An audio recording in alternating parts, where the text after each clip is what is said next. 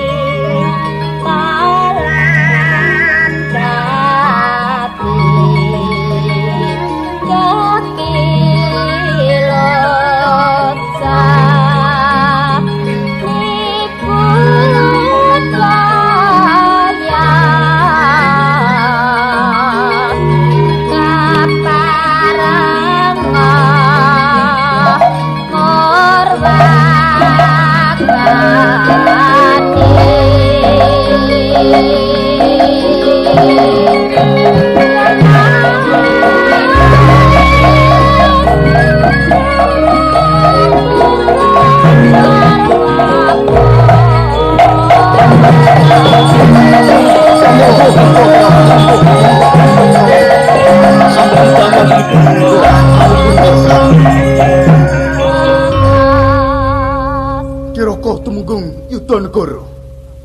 Enggal-enggal kula badhe nyadong keterangan kados pundi anggen panjenengan lumebet untring Kadipaten Blambangan. Nadyan kula semanten ugi Kiroko. Monggo enggal kula trimahyaken kados pundi kawusananipun. Adi tumenggung alap-alap lan Yudha Praja. Nuwun kula. Durung ana pawangsulan kang gumathok. Nitik rikala aku sowan ning Kadipaten Dandang Walica sajake kabotan tak jak sowan ning Kraton Mataram. Kang iku Adi supaya aja nganti ninggal kapretnan tansah sumadyo mingkeri nunggu tekani Dandang Walica. Ye. Sajaipun menika Kiroko tumenggung Yudha Negara.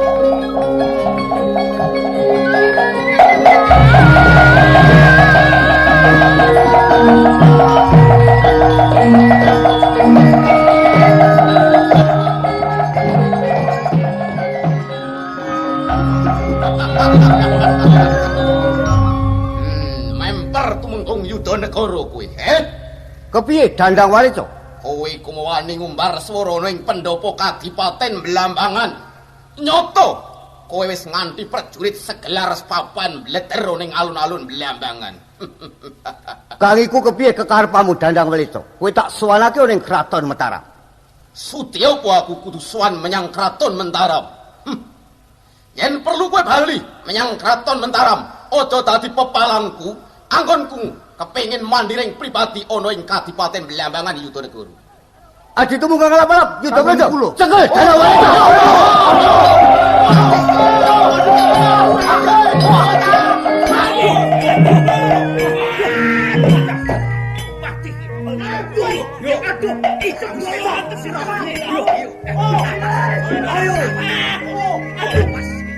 Limpah kowe, anak Walica.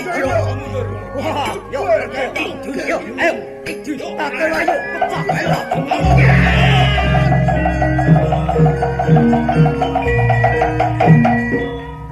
Ayo, ngaku sapa jenengmu mumpung durung tekaning pati, Ora perlu kowe takon jeneng marang aku. Lho, iki baku wis aku manungkul ning ngersane Kanjeng Sultan Agung. Ah, wis ora sudi. Ora sudi aku manungkul ning Mataram. Jele urip yen ngono.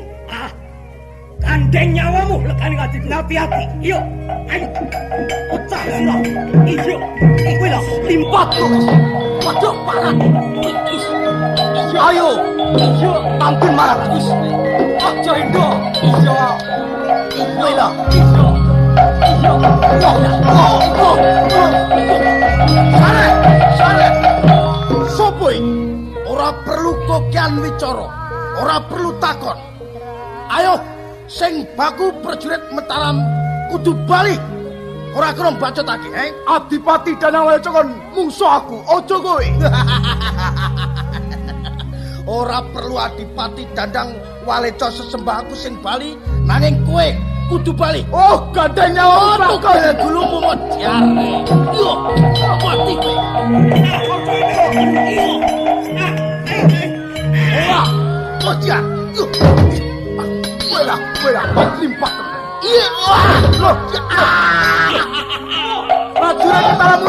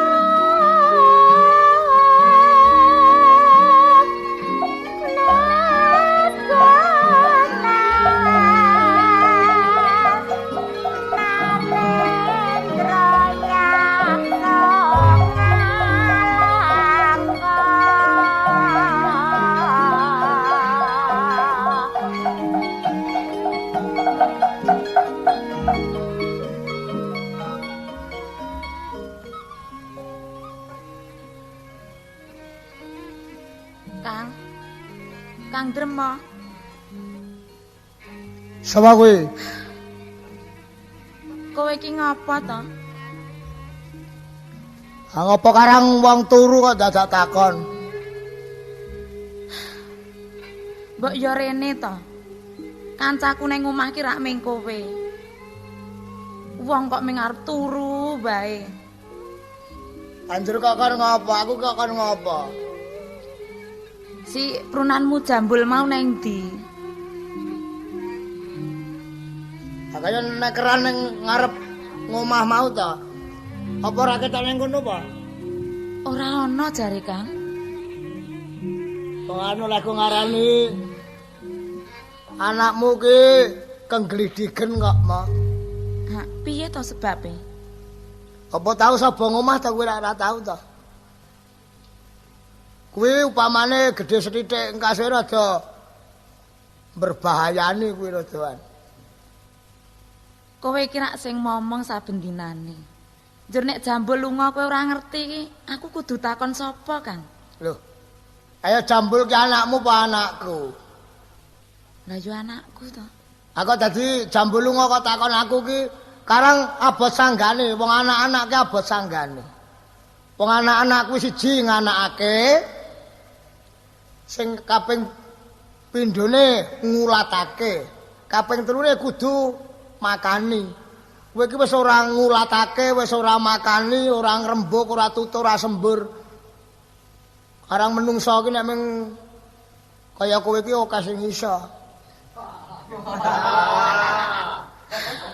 Kok dadi malah kowe ngunek-unekke aku ki piye to, Kang? Akarang sing ngarep aku ki kowe. Jambul njur neng ndi lek lunga wiwit mau ora mulih. Nek mestine kowe iki sing jak rembugan saben-saben malah nyengeni aku terus. Nek wingi kita ajani. Mbul mbok bangane nganggur mbok kono nyolong-nyolong pitik. Karepmu ki piye to? Apa ya? Pira bara kowe wong tuwa ki ngandani Loh. sing apik. Aku ra ya apik ta munggah keluarga ki ra ya apik ta. Wong nek oleh gawe kowe ya.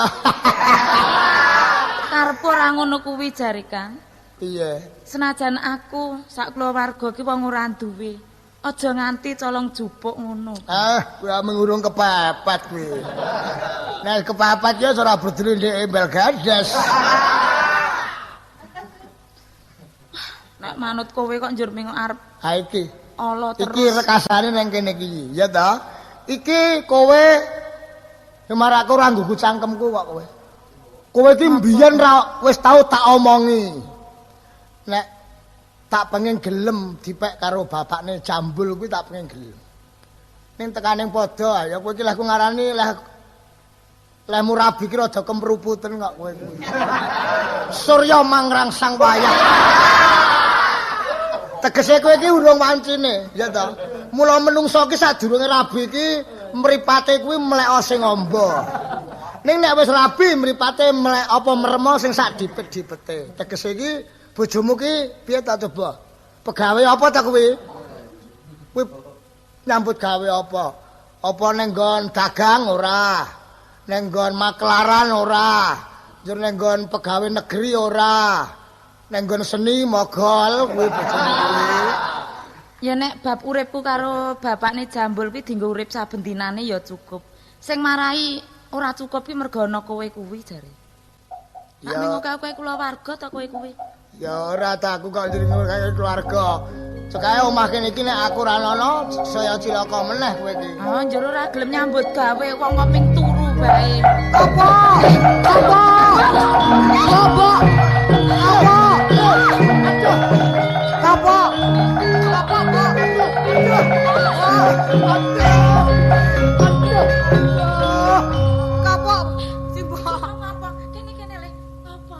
Aduh. Pripun to niki? Kang Mangun ah, kowe iki mbok ya ora demesake sethithik. Iki tunggal Aduh, iki kepiye iki? Apa le kowe mau apa? Salah apa kok diantemi? Kowe iki kepiye to Kang? Kowe rak bocah cilik to kuwi kok paten ana mati kok dadi kok polo ki sebabe apa? Kang Mangun mbok ya menungso ki sing duwe rasa kamanungsan sethithik apa ta ngapa sebabe piye? Salah napa anak kula, Kang? Iki wulangamu. Anakmu kok nyolong kacang kaya ngene iki wulangamu ya? Oh, nyolong kacang ta. Wong kuwi duwe anak kuwi kudu diwulang sing apik. Aja dikonyolong. Saiki cilik kok konyolong, so nek gedhe dadi maling. Arep ora toh-toh.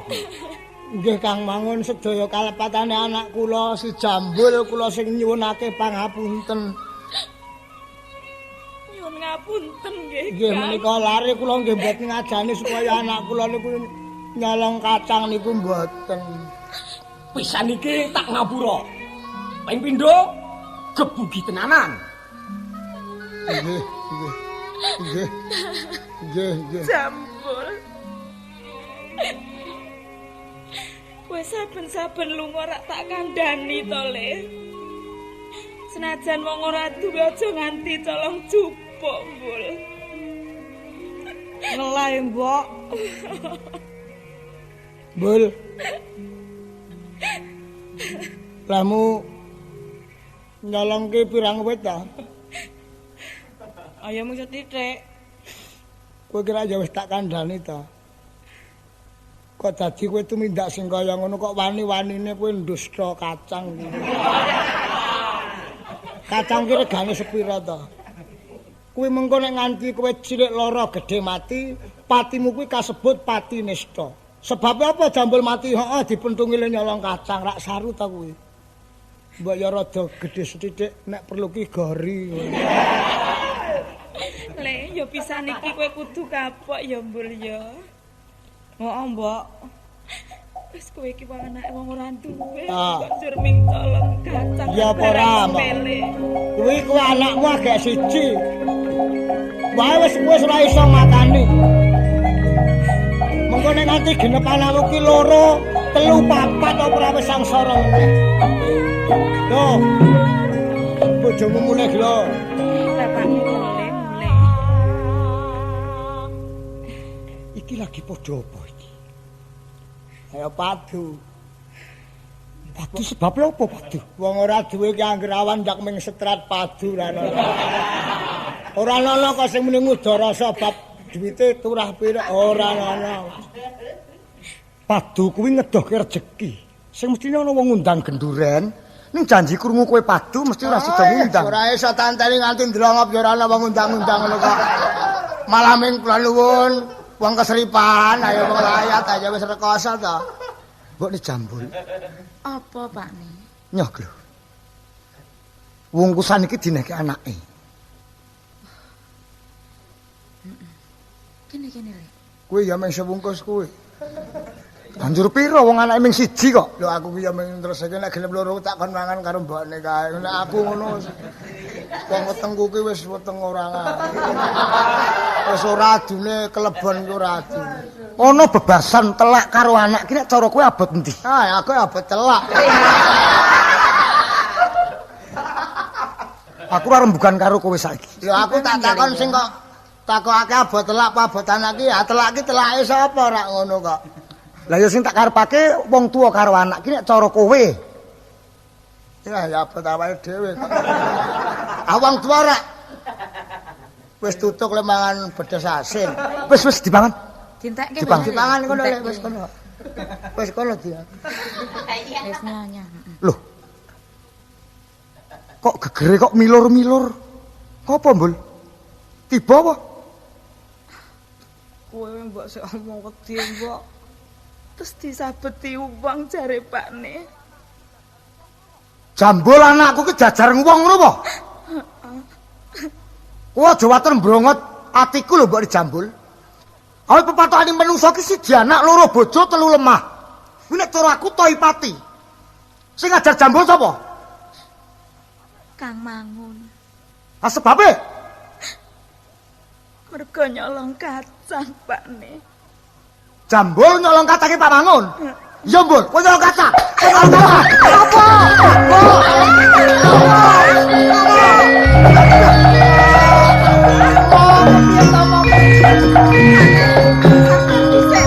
Ojo kok gendoli, ben tak ajari. Arep tak ida-ida wong nyatani kan anak-anakku dhewe kok berduli apa kowe? Monggo sik ta mau aduh wis aja kaya ngono. Ngusik Kowe ngeleke to ben tak tempiling. aduh. Tak tempiling meneh kowe. Aduh. Kowe iki aja kaya ngono kuwi ta mau tak kandhani coba ta lungguh sing prayoga. Engko dhisik ta.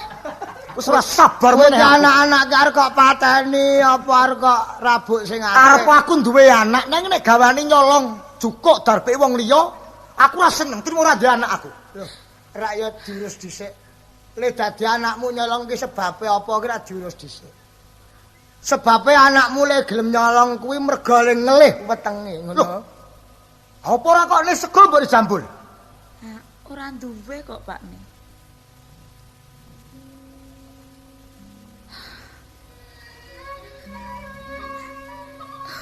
Oh.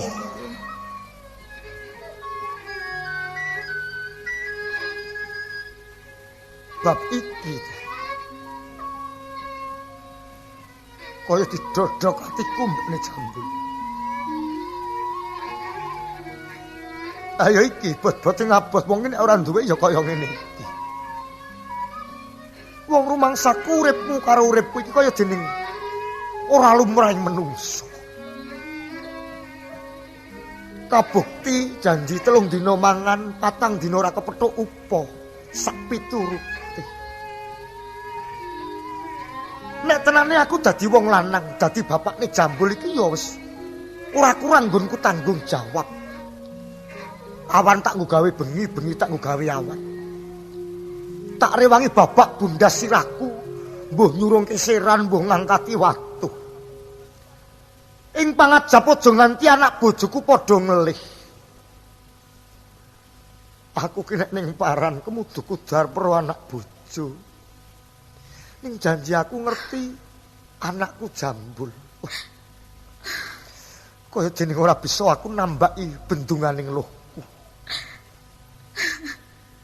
Kuwi akeh anak dadi kuwi. Iya. wetenge nglengkit kaya ngono mongko igane padha ketok kaya ngono. Liwat saking anggonku, buruh-buruh apa wae tak lakoni, Pakne. Supaya jambul aja nganti ngelih. Mbokne. Raneng pancen aku tresna karo anakku jambul. Awit saka karepku. Suwanci-wanci jambul iki besok dadi bocah sing apik. Kowe karo aku ora bisa golek sandang pangan. Iki mesti wae bakal njaluk jambul. Mula sinajan to durung suwe anggonku bali. Durung nganti aku mangan apa-apa mergo ya le ora ana temenanan. Saiki aku enggal-enggal njaluk pamit. Aku tak lunga ning negara. Wis sandang Arep minggat lunga meneh piye to kuwi. bapakne? Nek aku ora lunga iki anakku Jambul mesti ngelih. Akanthi iki aku njaluk pamit. Jambul. Pakne Jambul. Apa? Sekarang kepenak sing minggat katimbang sing ning omah. Apa kowe sing lunga golek pangan apa piye? Aku ki weruh lelakon sing kaya ngene iki malah rekoso lho, malah perang dhewe pikirku ki malah. Rekasane nggo napa? Aku weruh bocah do kaya ngono ki coba kepiye wis. Ayo nek seneng kowe ngawasake, nek ora seneng lunga ora kena ta ora melu aku. Aku melu, Pak. Aja ya, Ngger. Surasa mati ning omah, ora usah ning omah. Ndak marusilah. Wong arep mati kok gawa mrono-mrono nglih ning omah. Ora usah Sing dadak. baku waton kowe ning omah ora colong jukuk. Heeh. Bebasan mati nglih lakonono. Ning aja ngrusak bandane wong liya. Wis mbokne Jambul. Aku njaluk pamit. Lah mau mulai sok kapan bapakne? Mbuh. Sok kapan nggonku bali? Ikeng baku. Yen durung entuk pangan utawa dhuwit tak kira aja meneh ming sesasi lan taunan. Bebasan sak lawasing urip tak lakonane. Bot-bot ngabot aku kepengin bakal muktekake anakku. Ya ming welingku, bapakne Jambul. Engko nek wis oleh pangan ya eling karo anak bojone. Iya. Ora njero kowe iki royal main. Iya. Ya, Menungso ki ora mestake. wis Mbul, aku njaluk pamit ya, Le. Ning lek mulih lho, Pak. Iya. Jar bali ya, Pak. Hati-hati lho, Mo. Ming pamujimu wis tak jaluk. Hati-hati nek nyabrang dalan barang ya, Mo.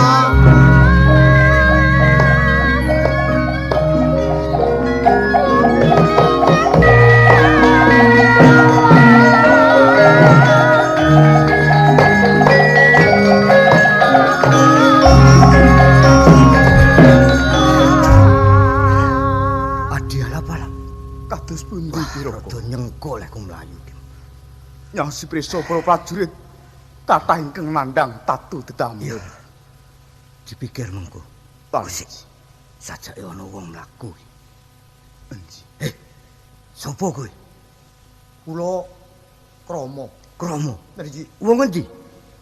Imorja wewengkoning Mataram. Klebu kawula Mataram. Niki Arep menyang endi? Aku Adipati Yudanegara. oh iki. Arep menyang endi kowe? Krama. Nggih, raning panggesangan kula sarwa kaos. Kisah kula saking griya yen namung badhe pados pedamelan, Ndara. Kebeneran yen kowe golek gawean. Ning wani mati,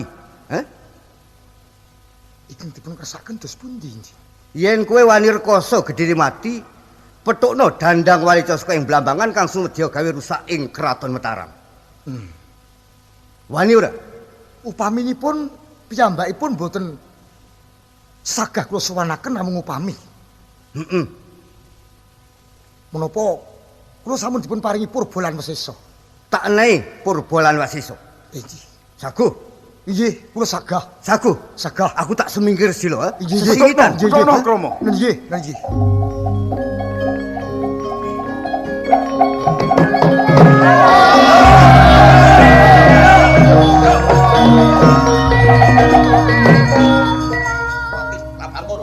Kulo Kanjeng Dewa wis padha ngati-ati. Iya. Siko. Sopo iki? Ana wong keluntah-keluntuh wis ngerangkuk ana ing tengahing dalan. Sepikir, sopo? Kula Krama. Romo, Nggih, wong endi? Klular-klulur. kawuring Mataram. Wong Mentaram. Nggih. Iki wong Mentaram iki. Lho, Iki wong Mentaram. lajeng kalepatan kula menapa? Wong Mentaram dadi pepalangku, anggonku kepengin mandhiring pripati ana ing Kadipaten Blambangan. Panjenengan sinten? Adipati Dandang Walijawa. Oh yen mekaten panjenengan ingkang bali lho. Yo, pancen takoni. Ah, sak menika kersa mboten kersa monggo kula suwanaken wonten negari Mataram. Kowe arep nyuwan ke aku? Nggih. Oh, lakon mati dening aku kowe. Monggo, Yo, kula wani. yo, Yo, lho, mera. Yo. Awas. Kowe trampil kowe. Oh, cendol. Yo, lho, awas. Waduh, loyokan. Loyokan kok. Ayo, oh samutar. Kerisku tampalno. Ayo.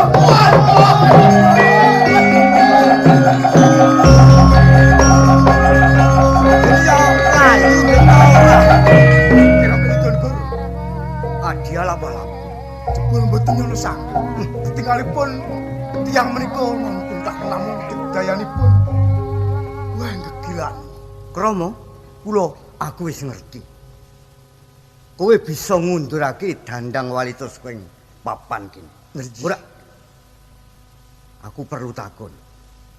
Wis duwe bojo urung kowe? Kula, dereng.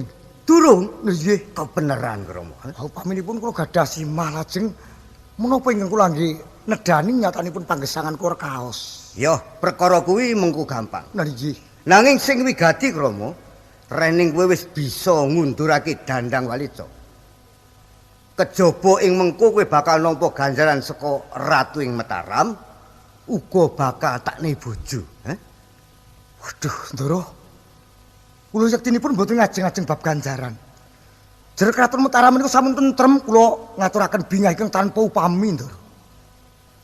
Nanging kosok baline yen kowe ora nampa ganjaran, kurang kawicaksanan mungkin Ratu ing Mataram. Lajeng kersanipun kados pundi, Ndara? Kowe tak entukake anakku Sekarningsih, Ning kowe ora duwe bojo to? Iya dereng. Iki dipun kersakaken Dadi mantuku kowe. Kira kaya itu niku.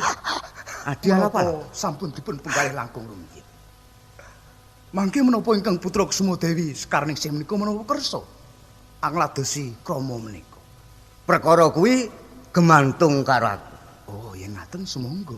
Dadi yen pancen ku anakku Sekarningsih ora gelem, mesti aku sing meksa mergo aku ngerti lelabuhane krama ning Kraton Mataram. Oh, ngaten. Oh, injih. Kejaba kowe tak dhawuhake karo putraku Sekarningsih, tak wisuda dadi tumenggung Kramayuda.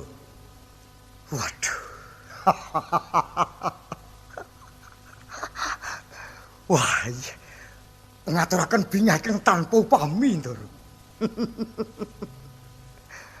Nanging menapa panjenenganipun Ndara mboten badhe nampi dukanipun Kanjeng Sultan Agung ing Mataram? Ora Kramayuda. Mergo aku sing pinertaya dening Ratu ing Mataram.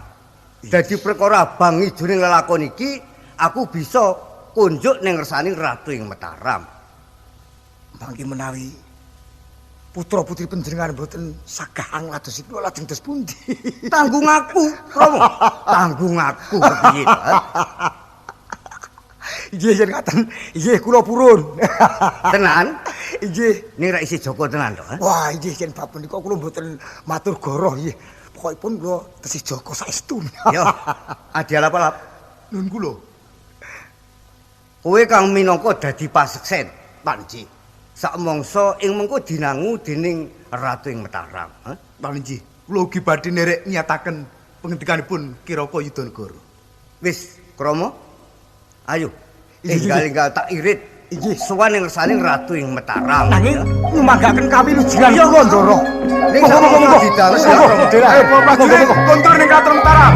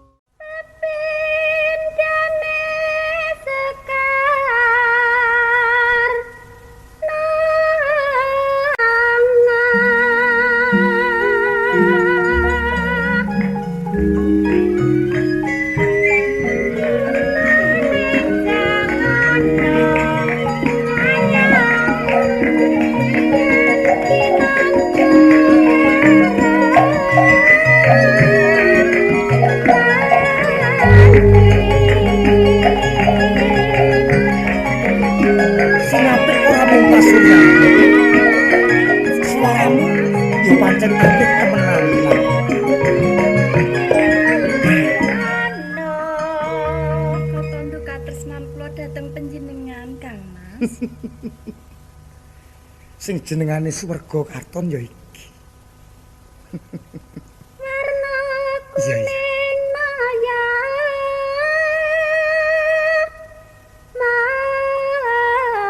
maya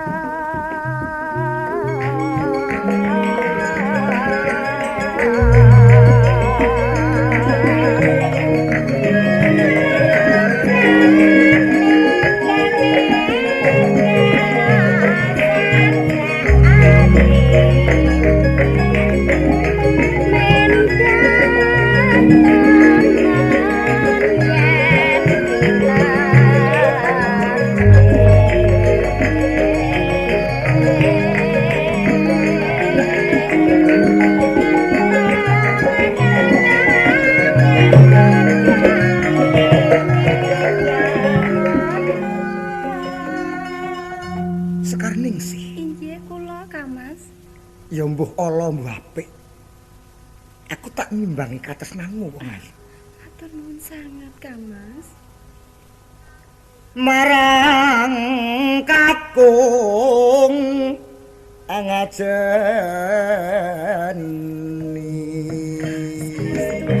Kula tresna sanget dhateng panjenengan, Kang Mas.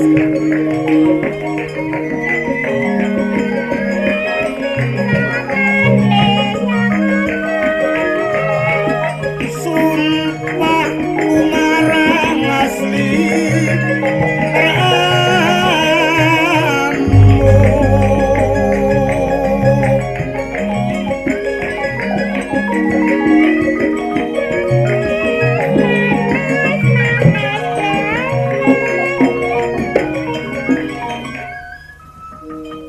kaya suarane wong desa dadi geguyu. Menapa kula malah remen sanget lho Kang Mas. Saestu menika. Yen tanah bisa gandeng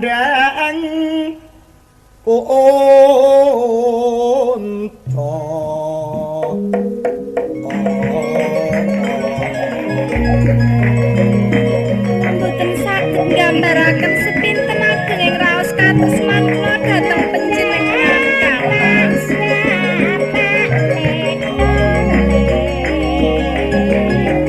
Rayu tumekan Saestu nggih sampun ngejati lho Kang Mas.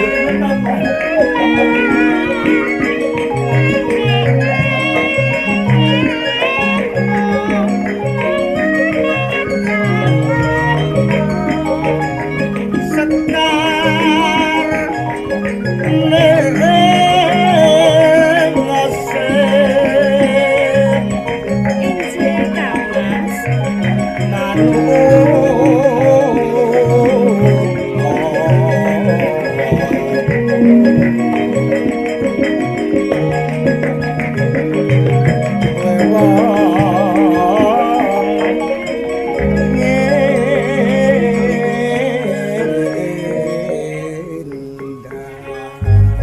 Kang Mas Krama Yuda.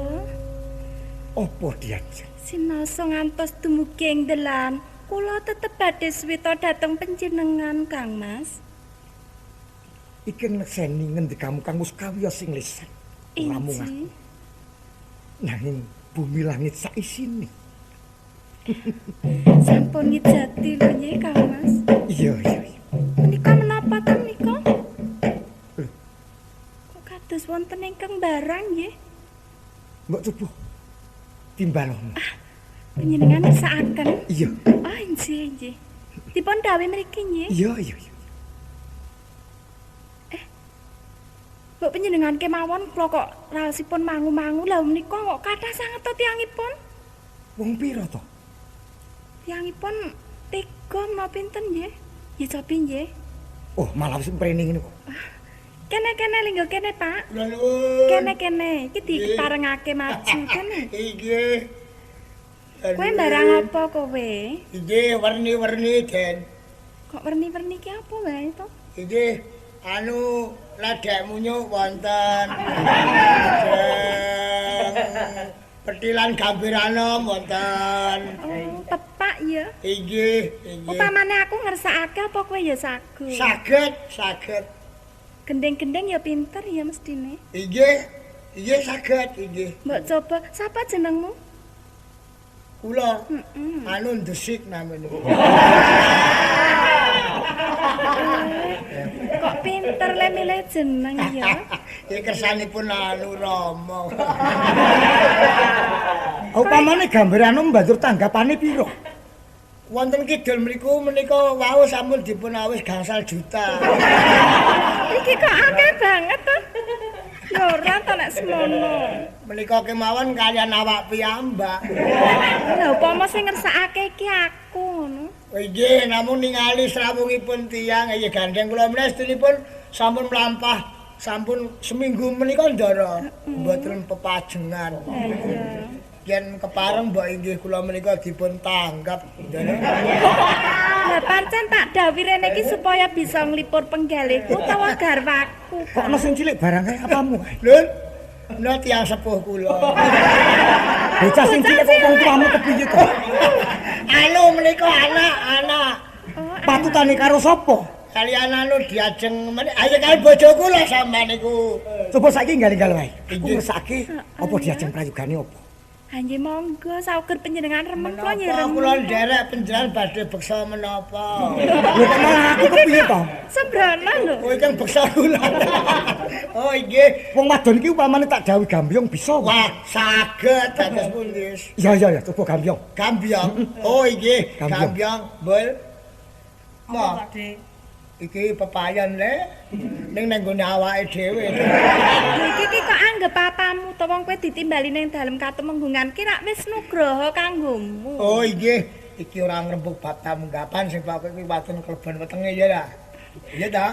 Iki gambyong. Oh, kersane beksa gambyong kok, Kang. Heeh, gambyong. Iki tanggapan pira ta? Wah, bocah kuwi. Iki ming 500. Ning kowe wis rembugan. Hah? Kok 500 to? Ah iya, wis rembugan, wis mangane wis masa bodho iki tebasan. Jare njaluk 5 yuta. Iya. Iki mboten nggih. Ugeritipun dipun paringi sampun ngantos rugi sedayanipun sampun. Kenging kula nggih tumbas tampar. Tampar. Yo sing gak. Tinggal. Diwiwiti. Bolo kowe buka anu ya, buka pangkur ya. Ya, lah kowe Aku sing ngendang kepiye kok antem sisan kok kowe iki. Wis, kowe Gambyunganipun namung setunggal to, Ndara. Ya ngono kuwi, Bol. Heeh, ya ngono kuwi le buka bener, heeh. Ah, kene iki iso diunder le. aku ngantek kene iki ora ta.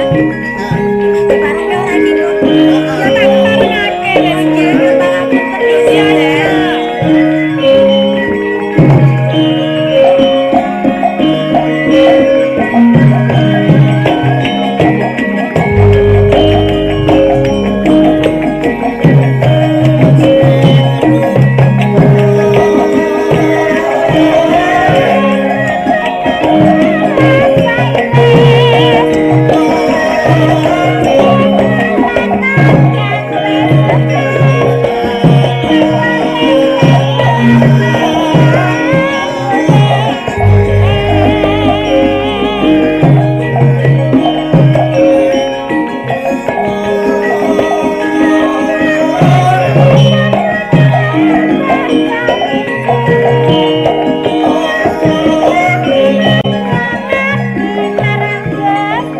nek genjar iki ora ngono kuwi, Bol. Wah,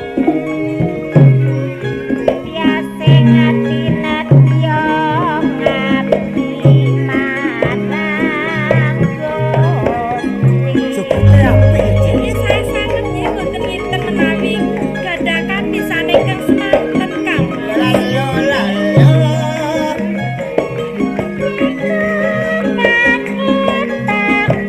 Sing wong tuwa kae ngendang karo girong kok yo bisa. Menawi ningali tiyangipun namung Kang wis ngaten nggih.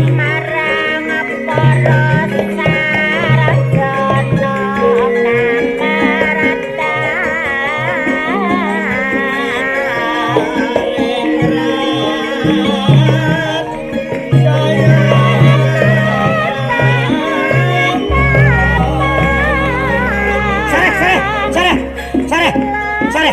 Terus pundi to? Pun dawuh Wis, aran menika. Lho, Kados pundi lho kok. napa Wong joget kok karo nangis ki piye to? Kejan kuwi ngopo to? Lek nangis ki ngopo kuwi? kepiye to? Wis diparingi duit wae. Nek ngelih mau ora omong. Mongko kowe bakal tak paringi Kang akeh ya, Mbok ya. Ya, tak paringi ya. Inggih. Lho kok malah tangan kok dicekli? Bapakne jambul. Pak. Bapakne jambul. Loh.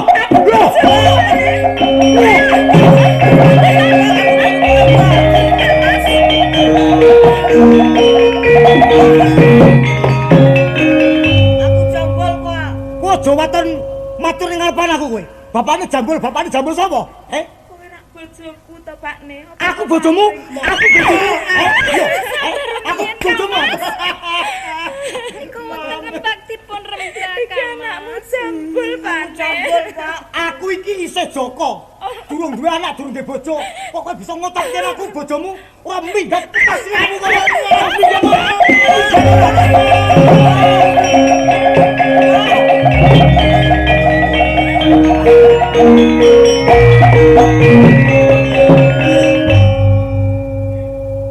kok minggat tak pecah sirahe temenanan. Wong kok ngaku aku kan. Kok ngaten nggih lelampanipun Kang Mas. Piye to? Sinaosa kula mboten manggih lelampahan ingkang kados ngaten. Manah kula kados mesakaken sanget dhateng tiyang menika, Kang Mas. Menika wau sinten? Ya ora tembung elok, mergo menungso ki rak ngundhuh ing pakarti. Nek upamane ora ngaku aku ora kelakon tak jempalan. Ngaku aku jan. Mboten. Kula kinten tiyang menika mboten badhe waningaken menawi panjenengan menika simaipun. Kula pitados menika wau panjenengan sampun tepang. Menika wau semah panjenengan. Sekarning sekarning. Kula aturip gemuk-gemuk. Supados kula mangertos daya lelampahan menika Kang Mas. Monggo. Rama. Ana ngopo sekarning sih? Hah? Ana ngopo kok muwun iki?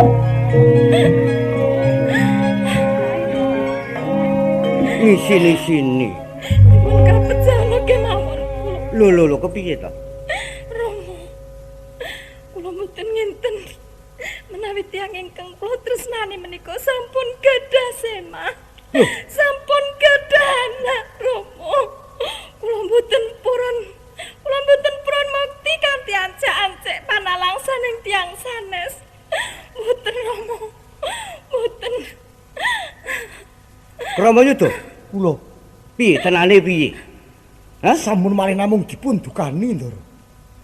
Bebasan katiga sojonggo kula badhe putrasaken tangan kali.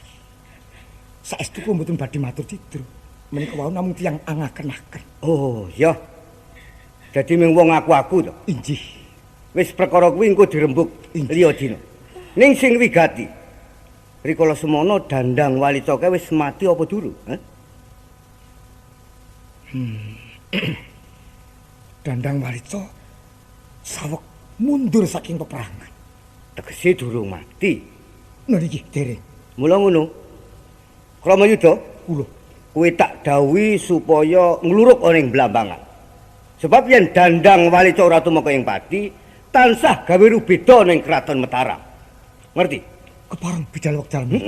Yo, Sekarning sih. Sepisan meneh. Aja ngugem-ugemi gunuman sing mawa racun iki, Mas. Ya, tetep aku ora bakal cidro.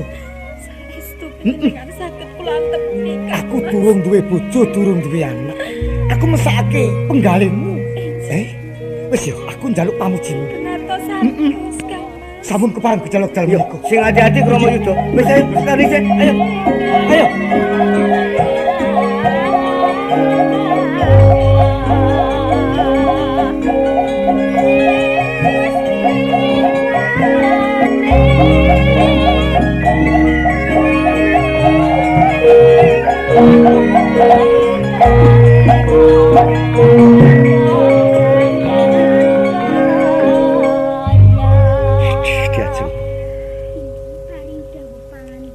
Teng mergono tamu iki srantinan sawetara nggono pinarak diprayogake. Inggih mangsa aku. Apa dene sira nggir putraku Retna Pamikat.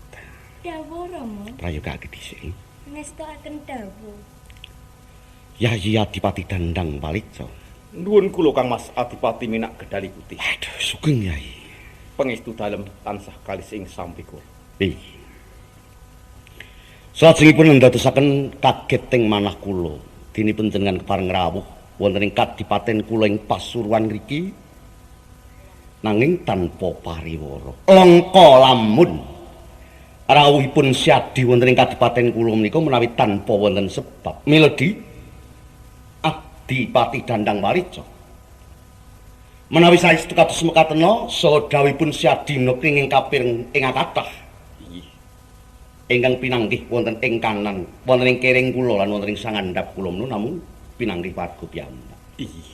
Monggo di kula aturi paring dawuh. Menapa kawigatosane? Inggih. pareng muju. Iya. Rening ing sekawit para kadang adipati Brangwetan sampun sami sak rembak manunggaling tekad kepingin sanget badhe mbalilo saking ngersa dalem Kanjeng Sultan Agung. Panjenengan ingkang sagah mandhegani Kang Mas Adipati. Inggih, kula bebetengipun. Inggih. Namung nyaosi prisa, Kang Mas. Bilih ing Kadipaten Blambangan inggih wewengkon kula kedatengan mengsah saking Kraton Mentaram ingkang dipun pandhegani dening Tumenggung Kramayuda katemah Kadipaten Blambangan bedah pramila sowan kula menika badhe ngungsi wonten ngersa dalem, Kang Mas. Sampun kelampan kados mekaten. Inggih. Nggih. Saderengipun kula aturi nyareaken raos ing penggalih. Bab menapa menawi anggenipun sami wenggalih menika mangke grusah-grusuh tundhanipun Kadipaten ing Blambangan kula pamehaken dados tambak namung salah satunggaling tambak merang. Oh, inggih. Mboten wurunga badhe kebandhang mergi ombak ing toya samudra ing saking ing Mentaram. Inggih kasih kiye. Prayogaken langkung rumiyin. Inggih, prayogaken. inggih. Diajeng. Inggih paring dawuh Kang Mas. Ora perlu tak ambali meneh sira wis ngerti. Apa ature Yaya Adipati Danang Parica? Inggih Kang Mas. Kok ngene tadi? Sebab aku tak pirengaken putramu ya, sawetara prayogan iki. Inggih Kang Mas. Napa pamit? Dawuh Rama. Waduh. Putraku bocah ayu gendho kowe, Tak kutang-kutang. Ing besok kelakono. Yen ana sing sudi doyan nuntut karo lan kowe, gendhuk. Besok priya mau tenane sing tatek tanggon prawira gedhe-gedhe sandepani praja ing Pasuruan kene, gendhuk. Umurmu pira ya?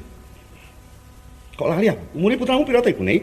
Anjing menika sampun dungkap 17 taun menika to Kang Mas. 17 taun. Inggih Kang Mas. Tak kekudang rak kaya ngono, cocok karo seni-seni atimu, gendhuk. Lajeng kersanipun Rama badhe dawuh menapa dhateng ingkang putra Rama? Nggih. Mesti wae ngatasi salah sawijining putra, menggone sing putra kang prayoga lan sing apik kuwi sing mbangun miturut karo kareping wong tuwa ngono lho, Gendhuk. Menika sampun sak tentunipun Rama. Sak saged-saged kula kepingin sanget caos dalem bekti wonten ngersa dalem Rama tuwin ibu. Nggih. Santinan sawetara ya, Gendhuk. Inggih Rama. Yaya Adipati Danang Parica. Inggih, kula. Perang menika menawi dipun tengker wonten pinten-pinten tengeran nggih, Gendhuk. Inggih. Nggih. Orang saged mawi sarana akal nanging ugi saged karana akal. Nggih, nggih. Lajeng Kanggih mimpangaken ing perang sampun kula aturaken ing ajeng kala wonten pinten-pinten cara mangka Yaya Adipati Danang Parica sampun nempuh cara benajeng lan prajurit saking Mentaram kala wau sarana akal. Inggih, inggih. Nyatanipun Kawon iki, kawon. Mila wonten ing mergi mriki kula badhe nempuh margi ingkang sanes. Kepeksa kula badhe mawi cara akal tema. Nyumanggaaken. Ning sampun dipun gegujeng lho. Ya mboten, mboten. Mboten, monggo. Gendhuk rekna pamikat. Dawuh Rama. Ature pamanmu Dandang Parica wis krungu ya. Sampun Rama. Lekas mbalila menyang ing Mataram kuwi pancen Rama sing dadi pandhega lan kemandhigane. Inggih. Mongko nyatane saiki kelakon Kadipaten ing Brangwetan wiwit saka Blambangan wis kelakon bisa dibobol dening wong praja Mataram. Perang kalah berarti Brangwetan mula ora ana sing tak pundhuti saraya ing perkara iki. Sira ing kudu maju ana ing tengah-tengahing palagan. Rama prisa. Bila kula menika mboten saged menapa-menapa. Kula namung jejering wanita wonten sak lebeting taman Rama. Menawi kula majeng peperangan caranipun kados pundi Rama?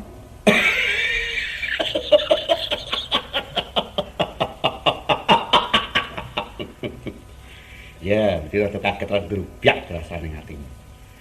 Nek kowe isih ana pitakon kanthi cara ingkang kados pundi, kowe ora takon perang nganggo adu atos sing balung wuleting kulit. Nanging Gendhuk. Ana ing kalane pedhang kang landhep mingis kae adane kalah karo landhep mingir-mingiring lambe. Ya kaya latimu kuwi, Gendhuk. Sing tak karepake iki mengko kowe kudu nempukake prajurit kang saka ing Mentaram. Kowe iki napa ta ibune? Penjualan jawi laku ki ana apa kuwi? Inggih kula menika ngungun Kang Mas. Ngungun piye?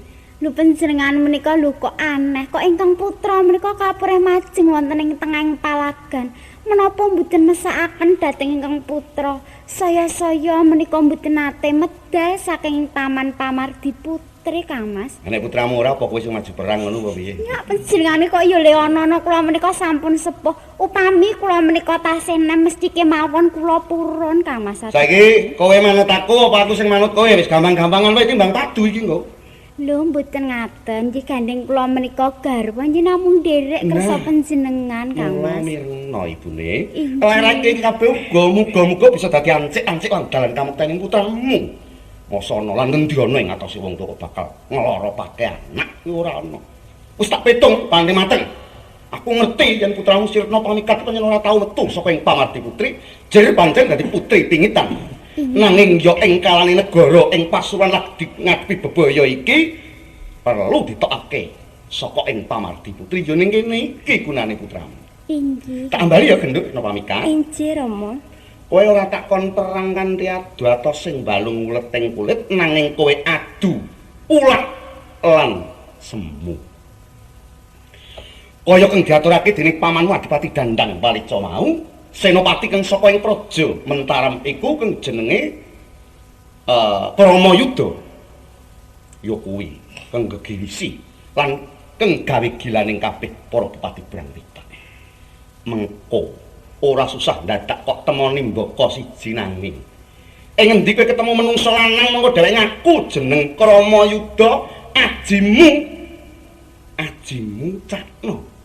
Kalingan aku paringe ora? Inggih Rama. Aji Turidas Mara.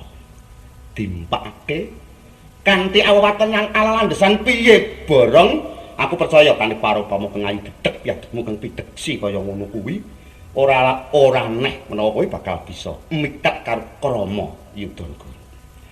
Kula sampun mangertos sedaya dawuhipun Rama. Iya.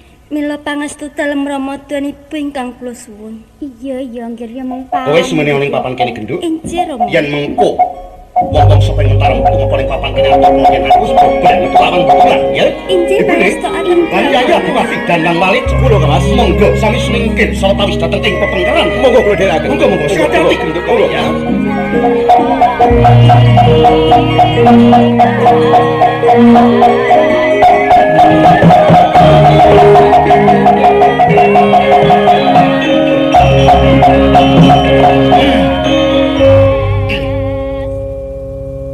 Aku ngerti yen Dandang Walica sakandhane mlebu ning sajroning kadipaten ing Pasuruan. Ing kawusrane sajroning kadipaten ora ana malah ana bocah wadon kang Sulistya ing warna. Wong ayu, sapa asmamu? Nami kula Retna Pamikat. Panjenengan menika sinten to? Panjenengan menika sinten? Aku Tumenggung Kramayuda. Panjenengan to ingkang asma Tumenggung Kramayuda. Iya. Kok mlebet wonten ing kadipaten badhe madosi sinten? Arep ketemu bojomu. Bojo. Kula dereng gadah bojo kok. Tenan? Saestu. Isih kenya. Inggih.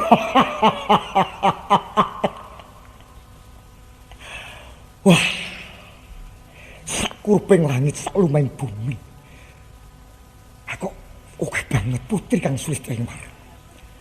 Nalika ning Mataram mau aku rumangsa keprananduru marang Pasuryaning Sekaningsih. Ning tekan kene kok ana sing ngungkuli ayune meneh. Kowe matur yen isih kenya. Inggih. Dasar aku ya isih legan. Oh, dereng kagungan garwa to? Oh, durung. Aku prajurit kok. Cocok kalian pangangen-angening manah kula. Kula piyambak sampun prastya. Menjang menawi kadah garwa. Ingkang gadah palenggan tumenggung. Tenan apa? Saestu. Ya. Mila kula dipun lamar sinten kemawon kula mboten purun. Jalaran kula mboten tresna kalian tiyang-tiyang kang lamar dhateng kula menika.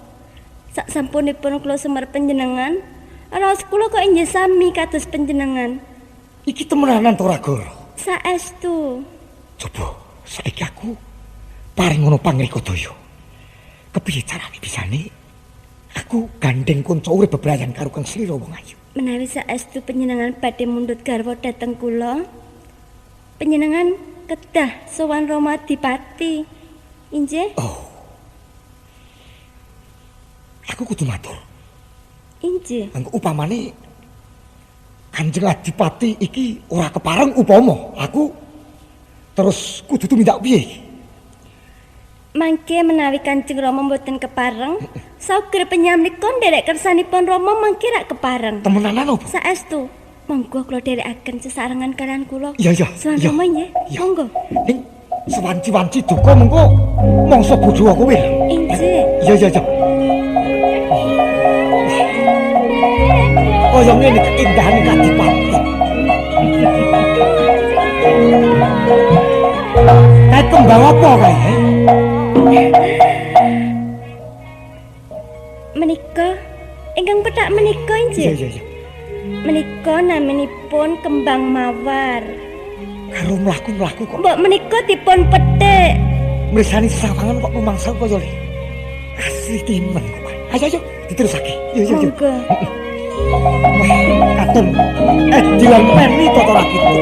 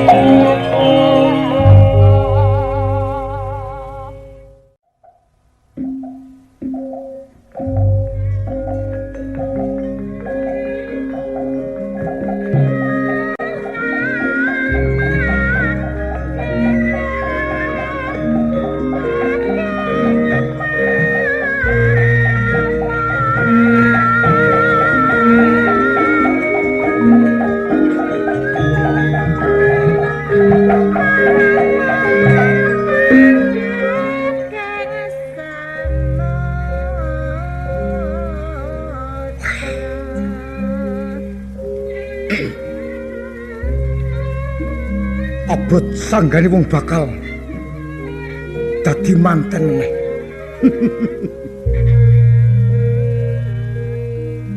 Pamundhute diajeng pamikatsi. Sakuh latih marang aku. Nanging yen aku bisa nyedani Kanjeng Sultan Agung. Yo. Nanging pancen aku rumangsa pranan dulu marang pasuryaning pamikatsi. Mula sinajan to iki dudu wancine aku oning sak pinggiring beteng. Nanging kepeksa bengi iki aku bakal pamrih sedane Kanjeng Sultan Agung ing Mataram.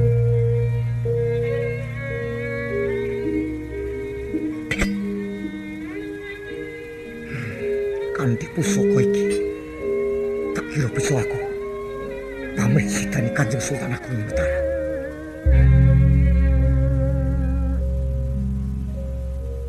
Kiroko tumundung Ikdon Guru.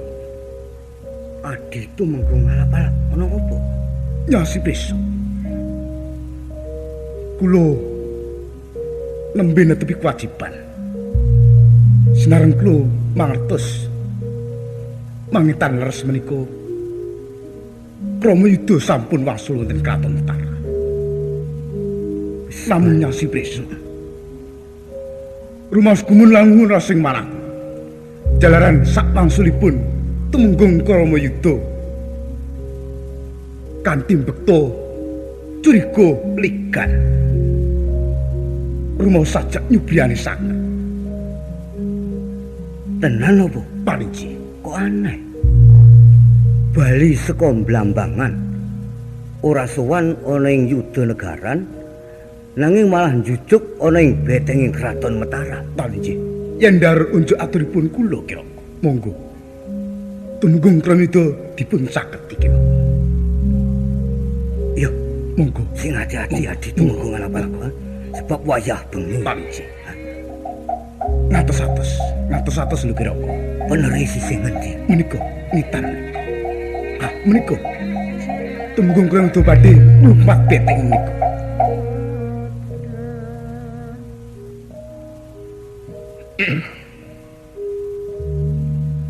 Sepi tanpa ono bani walang arisi. Rasane atiku kok terakapan wae. Aning pot-poting abot umpane arep Prabu Ayu. Yo. Sopo iki? Bengi-bengi ana sak jabaning beteng Kraton Mataram sajak nyubriyani. Sopo? Kula. Kula sopo?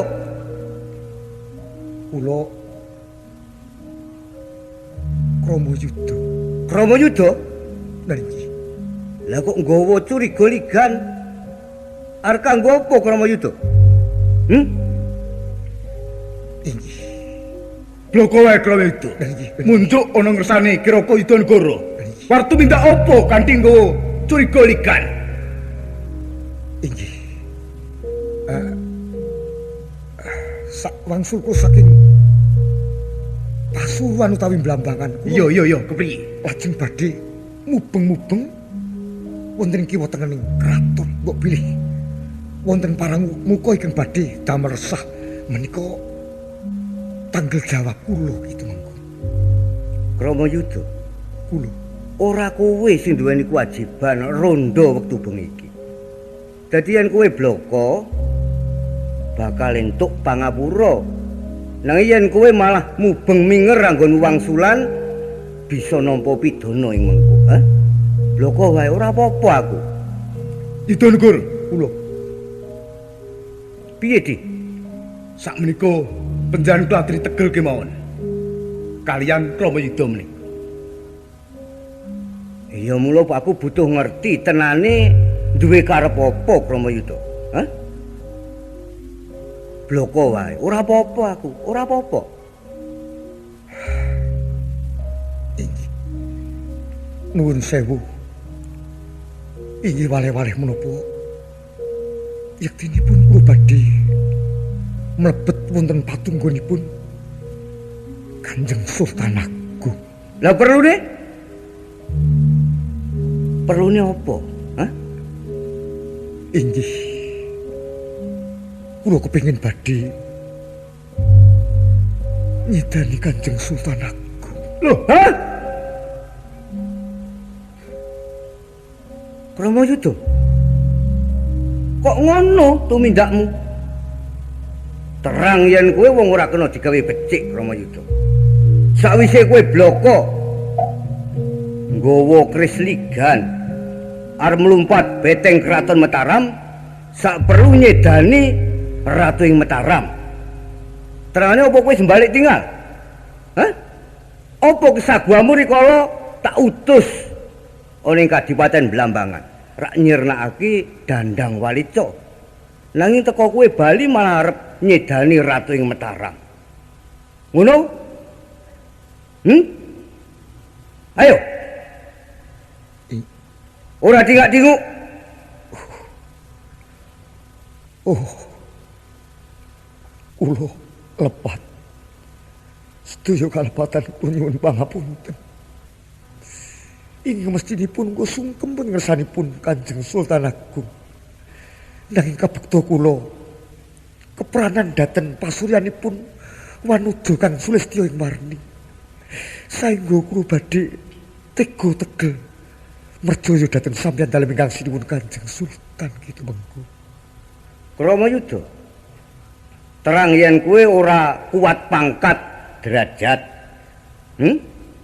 Tanpa guna oleh kuparing kekucah apa dene tak dhawuhake karo putraku Sekarningsih. Kaliku Kramajudha, rening terang ku arep nyedani Ratu ing Mataram pepunden kawula ing Mataram kabeh ora ana pangapura. Sepisan kowe tak lorot lamu dadi tumenggung ning Kraton Mataram.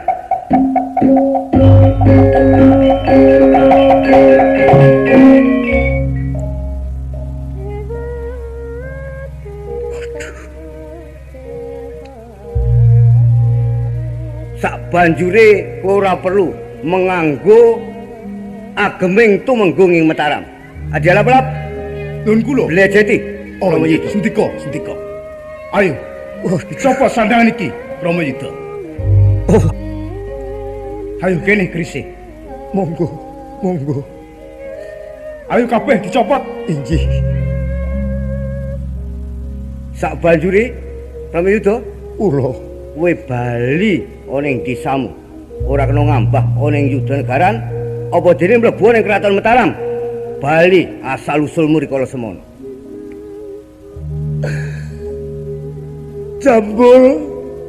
Jambul, aku mati urip melu kowe le. Ayo ora perlu nangis. Lunga.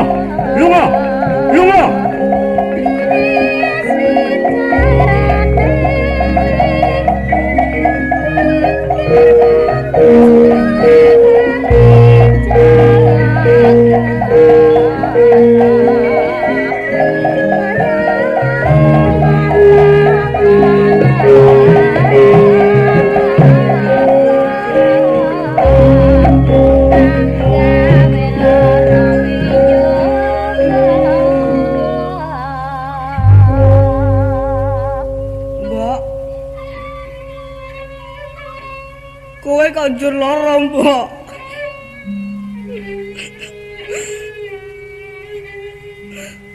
Aku ya lara, Mbok.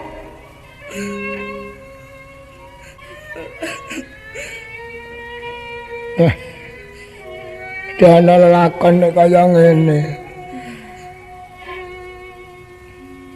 Aku mau ya sakdurunge ora wis omong karo kowe.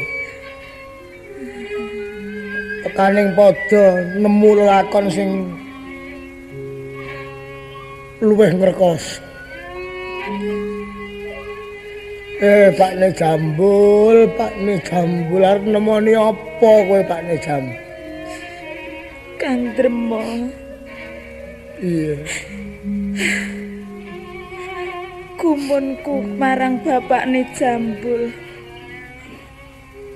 Upama lali lan pangling marang aku saemper.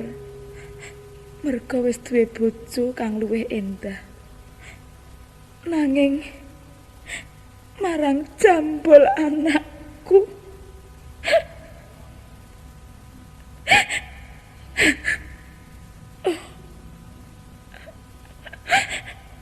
Jambul kene le. Ora ngira babar pisan bapakmu lali marang kowe lan aku, Mbul. Aja dumuk gon sirah, Mbok. Lara. Aku lek mlayu mbiyen kae iki nabrak tembok, Mbok.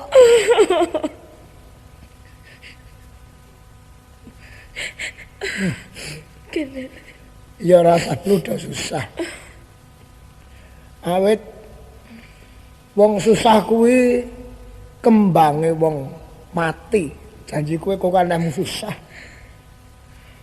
Padha karo kowe ngegen nang patimu wis ora perlu susah. Ora perlu sedih. Pancen isine jagat ki mung werna loro kok mbane Jambul. Nek bejo karo cilaka, lara karo kepenak, mati karo urip wis dadi kepraboning menungsa kaya. Ewadene kowe wis kerep lemu rekoso. Durung bisa nemoni kamuktene ayo. Iki pancen kersane Gusti kowe karo aku durung diparengake kepenak ayo dilakon. Sing tak gumuni iki kaya ming bapakne Jambul. Lungane saka desa kene. Pamite mengarep goleke pangan anak karo bojo. Tekaning padha kok bareng wis oleh pangan bisa nemu kamukten kok njur lali karo anak karo bojo.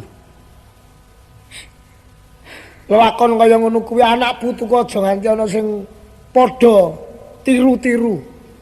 Ya kuwi sing disebutake lakon milik gendong lali. Saya ngrantes atiku, Kang. Ya ming kowe wae kudu sing bisa momong marang prunanmu ya Kang Drema. Wis rasa prudon. Susah. Mbul. Apa, Mbok? Wis ndek wedang apa durung? Ambo, Pakde mas godhog urung lho Pakde. Wis. Aku kok ngelak banget. Jupukno wedang ya Le ya. Iya. Kayak bol kayak. Kayak sini babrakan kayak galo. Kayak karo kedua kayak dipangan jambul. Kang. Iya. Guys, wah sok selak ngelak banget aku. Tanggo sudah tak jebok ning ngodisik.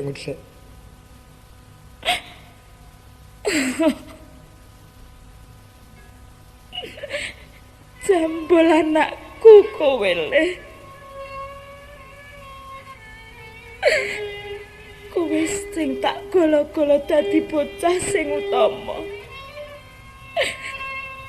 Ya ming lelakone bapak mojo nganti kowe tiru-tiru ya Mbul.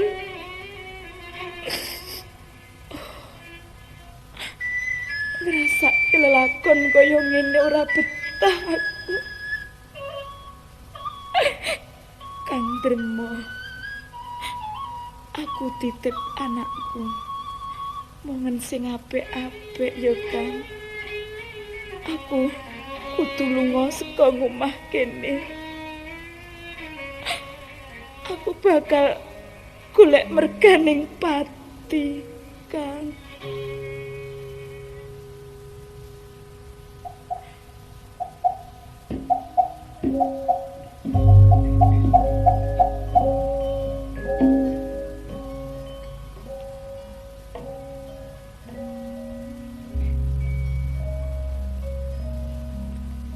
Oh. Sawetara aku mulih. Tekan omah najan durung ketemu karo mbokne Jambul apa dening anakku si Jambul. Kaya dirontok dadaku utawa atiku.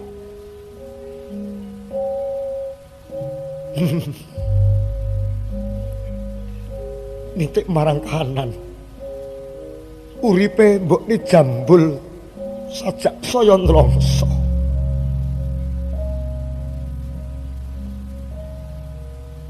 Gendenge padha pecah.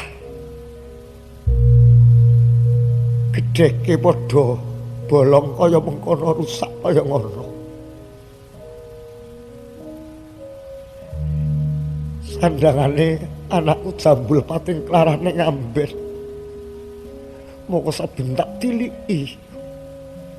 Ora entuk sandangan sing utuh. Sapa kowe? Kowe maling. Maling sapa kowe? Sapa kowe? Pameng kathak suwe kok dieling-elingi. Sapa? Apa kowe pangling to, Kang? Sapa kowe? Aku iki bapakne Jambul, Jan.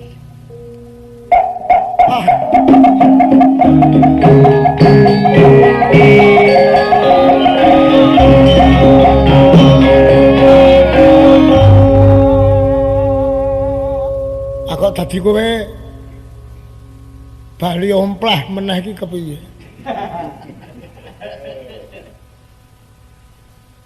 Ya mergo saka lelakonku, Kang.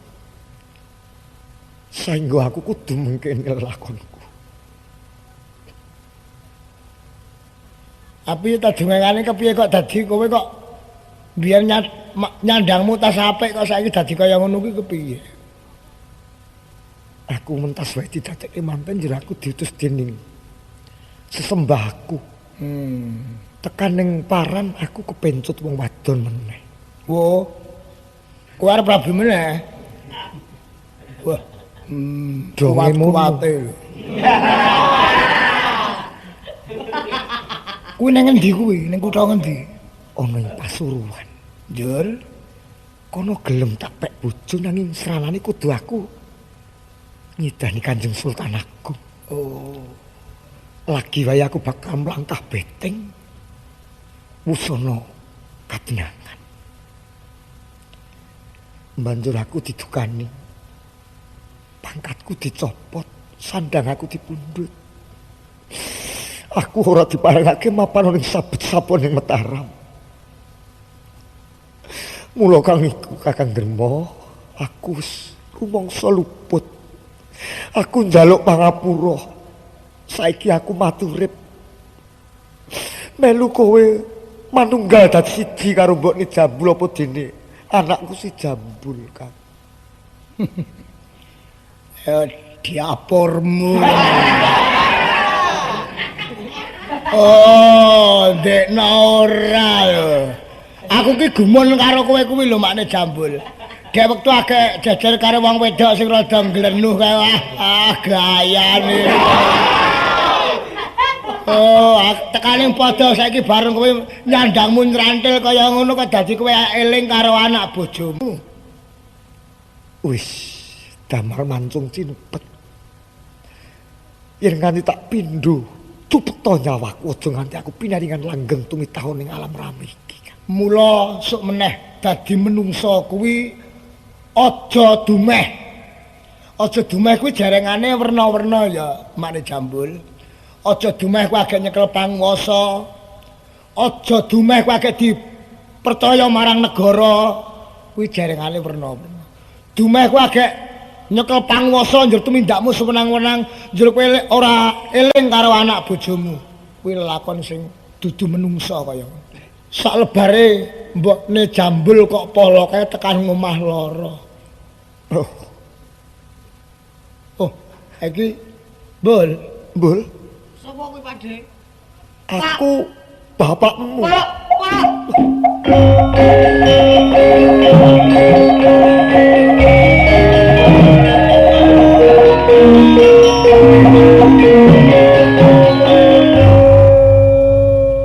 Ya kuwi bapakmu biyen sing mala kowe kae. Kok nganggo klambi ala, Pakde? Ora apa-apa. Sebab wis tau nganggo teni barang. Bul. Saking luputku sing gedhe pangapuramu ya. Wis. Lelakone bapakmu aja ditiru. Saiki aku mati urip karo kulawarga. Luwih-luwih aku ngerti yen awakmu saya kuru kaya mengkono. Wah. Saya nrongso atiku. Njur saiki aku tak pasrah kaluputan ning ngarepane mbokne Jambul. Mbokmu ning ndi, Mbul? Nang itu Pakdemu, Pakde. Awit tak kira aku bisa tentrem janji mbokne Jambul wis gelem weni pangapura marang aku. Mau ki ngidul mun arep operasi ngono lho. Wah kae nggon bathuk suwek kok kae. Mbok coba Mbul golek ana. Tak golek ning dhisik ya. Nek ngene yu Pak Wira kono adat saben iki nyok nglenyih nginang ning kono. Ning wis ketok mari to. Mari kepiye wong segereng-gereng kok. Ayo wis sak lebare kok polo kae. Wis rekoso we banget. Kuwi sprene durung kelebon upa ngerti ora? Mergane ya ayo kepiye? Aku nunggoni anak bojomu le padha lara do benjut. Sirahe mergo kok antemi kae. Njur sae nggo sprene durung doyan mangan bojomu karo anak. Piye? Kok le omong Pak Depawira mau jenenge lunga ngidul ki, Pakde. Ngidul nang endi? Ngidul terus ngono kok. Ngidul nang Lah yo ngidul ki ngidul nang ndi? Ampun ngidul terus ngono kok. Lho, mbokne Jambul ki lara apa ora to, Kang? Mau ki lara kok kowe kok ngomongke muni ngidul ki ngidul nang ndi? Ampun Pak Depawira kok sik omong. Wah, malah ora karu-karuan ki mbok dadi goleki ya. Ning cetha lara to? Wah, nek cetha lara saiki digoleki. Kowe lah wis nyilakani wong iki ya. Ayo, Bul. Digoleki pamit ra ira pamit karo kowe ta, Mbok? Ora. Ya.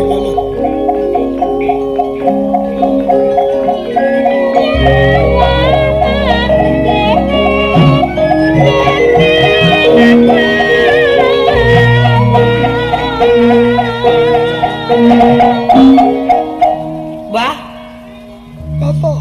Simbok wonten mriki. Simbok. Oh, nggih. Aku dene nangis. Saiki lunga ngidul Pak Lepuni. Ngidul Pakde. Karo nangis. Mau bane Jambul wong mriki mboten, Mbah. Mau dene karo nangis. Ya? Mau dene karo nangis. Oh, wong budhek jebulane. Wis takon liyane wae tututi ngidul ya. Iya.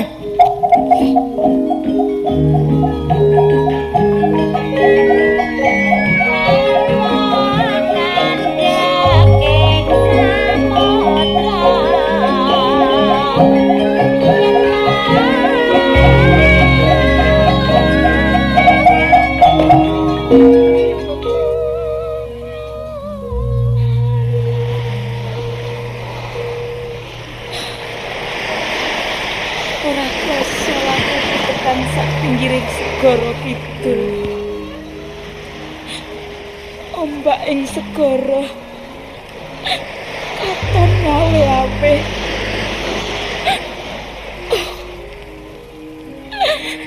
Kang Drempa, saking luputku aku njaluk pangapura, Kang. Kowe sedulurku gantine wong tuaku. Muga-muga anakku Jambul bisa dadi bocah sing utama ya, Kang.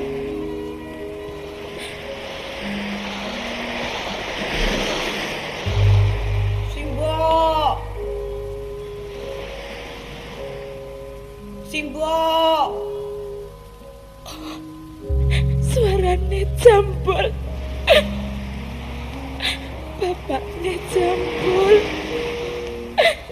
Sak pungkurku aku duwe panuwun. Elinga marang anakmu lan aku, Pakne. Titip runanmu ya Kang Drema. Mau ki pamite kepiye? Wah, mau kita aku takon wong sebenarnya malah wong ora ngerti. Lho, pamite mau ki kepiye pamite? Ora pamit apa-apa mau kuwi.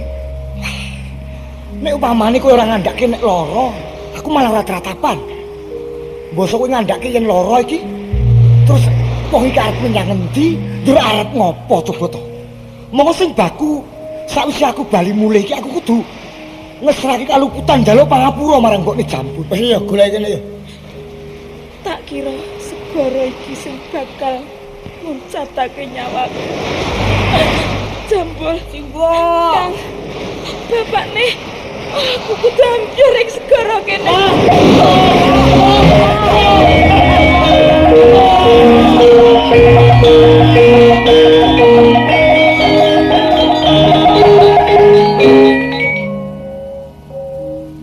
Duh, cilaka banget. Bol. Mbok, aku melu. Aduh, kowe kaca kaya ngono. Wes, Bol.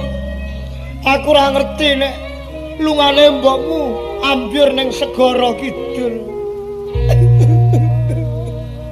Mbok, aku melu, Mbok. Bol, aja, Bol. Aja. Wes, mul ayo ngodi prayoga mulih wae ayo mulih. Aku melu sing Mbok, Pakde. Aja, ayo mulih. Mulih, ayo mulih. Ayo mulih. Ayo mulih.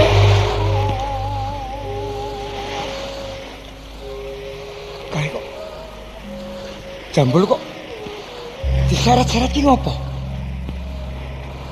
Kang? Kang Drema. Mana Jambul? Mana Jambul? Apa?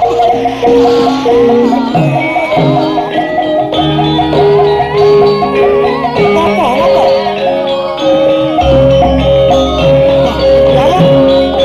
Dijanggoleki mbone Jambul malah padha sesaba ning pinggir segara iki kepiye to?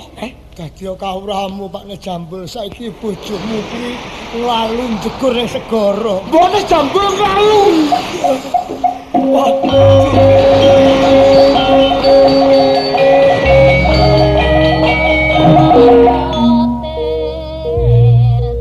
Mbok, aku melu, Mbok. Oh.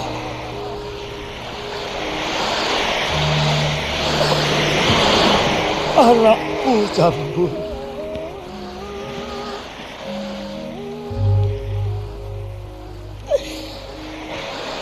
Situwit aku ngerasa.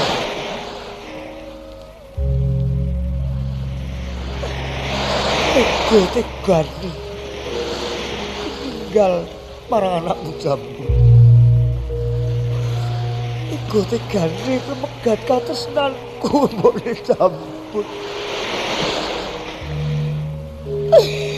Aduh, saya mondok-ondok dadah. Arep padha karo patine mbokne Jambul disebabake saka aku. Wes, Po, Bul, ayo. Iki dirembuk nang omah mengko wis ayo mulih. Ayo mulih. Ayo mulih. Ayo mulih. Ayo mulih. Yo yo yo.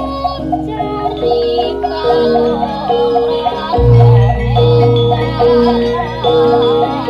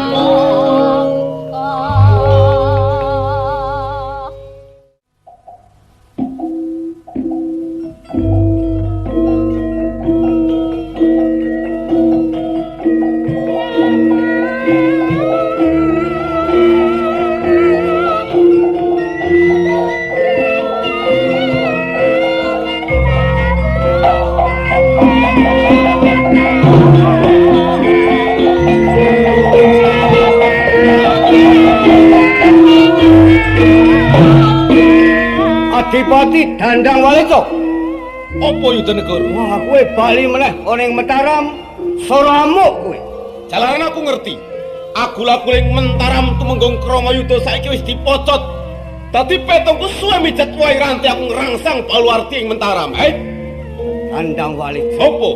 Senajan Kramayuda wis ora ana, nanging tumenggung Yuda Praja sing sagun nigas tanggamu ngerti? Oh, kowe wani mungsu aku? Opo sing tak wedeni? Mati jeneng oh, kelapa tak ganteng siamu. Mati. Mati. Ayo. Ayo. Mati. Ojo. Ojo. Ojo.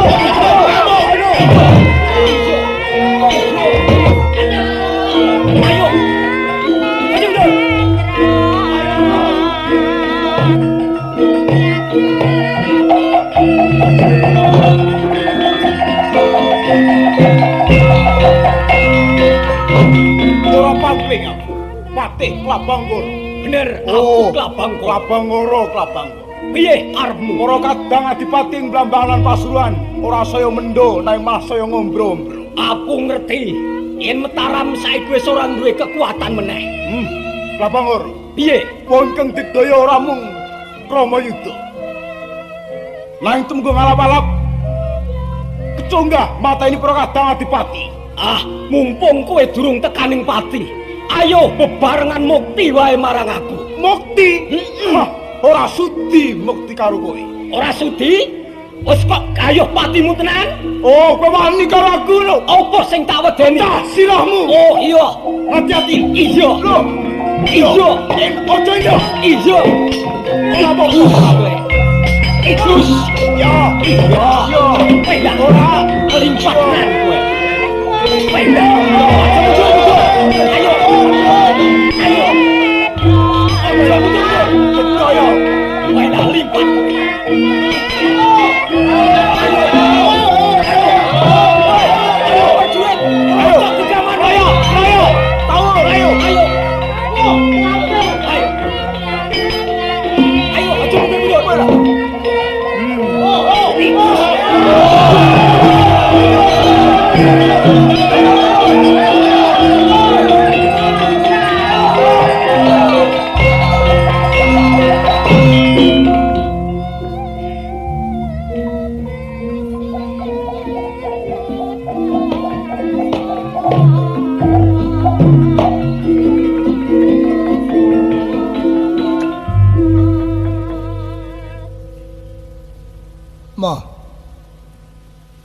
Ma, ngopo? Kok kowe iki kok malah awakmu saya kuru, kaya arep ilang ki piye ta? Ya ora ilang to wong kok ilang ki piye? Engko gak kowe iki ngenes sing ngrasake bojomu kowe.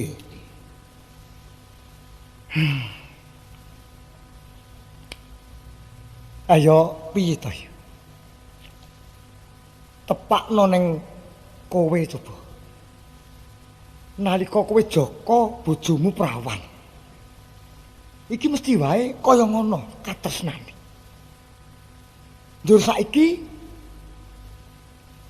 pegat katresnane kaya jeneng Sinendal Mayang. Ha coba gambarno wae. Ada bojoku mati ya ora tak susahi kok kowe kuwi kok. Aku malah aneh aku ya ngono kok. kuwi rak wis dudu pikiraning menungso meneh. Ngono lho. Ya nek upamane aku tengok-tengok ijen. Janji arep tekan nggon kuwi mesti tak enggokke pikirku. Karang menungso ki ya. Ning janji kae. Prunanmu jambul sing wis joko ketok. Wah. Jan atiku kaya dirujit-rujit kae jare. Kerep-kerepe nyok kaya disengkakake tumete sing luhku. Janji aku weruh prunanmu si jambul kae tengok-tengok ning pojok omah karo kaca-kaca kae. Aku ki mung weruh tapi bojomu kae wis kaya ketai kaya ngetokke lombok kae tapi ora nyok dinake kono kae wah jan wis marai anu lho kelihatan ngono.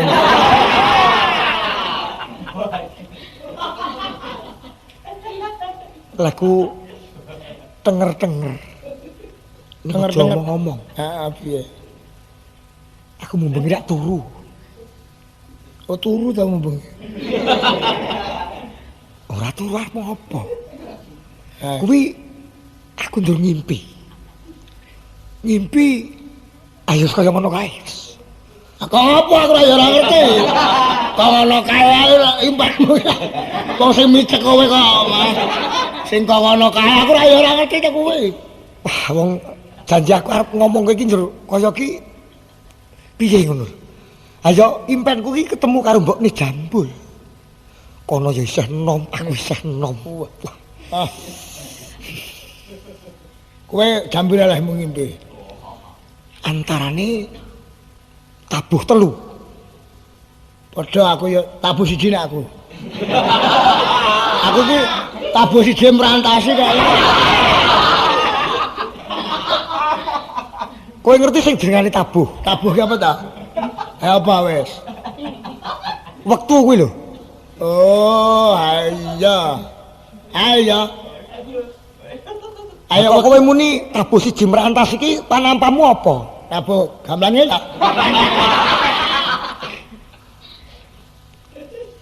Piye ngecake kepiye? Kepiye? Ayo kaya ngono kae. Ya wis ora usah dipikir bab kuwi ndak kedawa-dawa. Sing baku kowe karo aku. Ayo nyambut gawe sak gawe-gaweane. Mbuh nyunggi damen, mbuh ngarit. Ayo waton punane jambul kae ora ngelih. Iki wis cepak le arep nyetaun bojomu lho. Nyetaun kepiye to wong ki ora ngerti petungan. Jambul kae wis umur pira kae? Umur pira ta?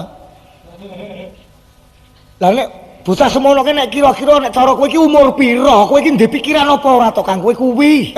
Kuwi sing entek-entekan apa jenengane? Entek-entekane wong mati kuwi. Hanya ewu jenengane. Ngijeng kuwi.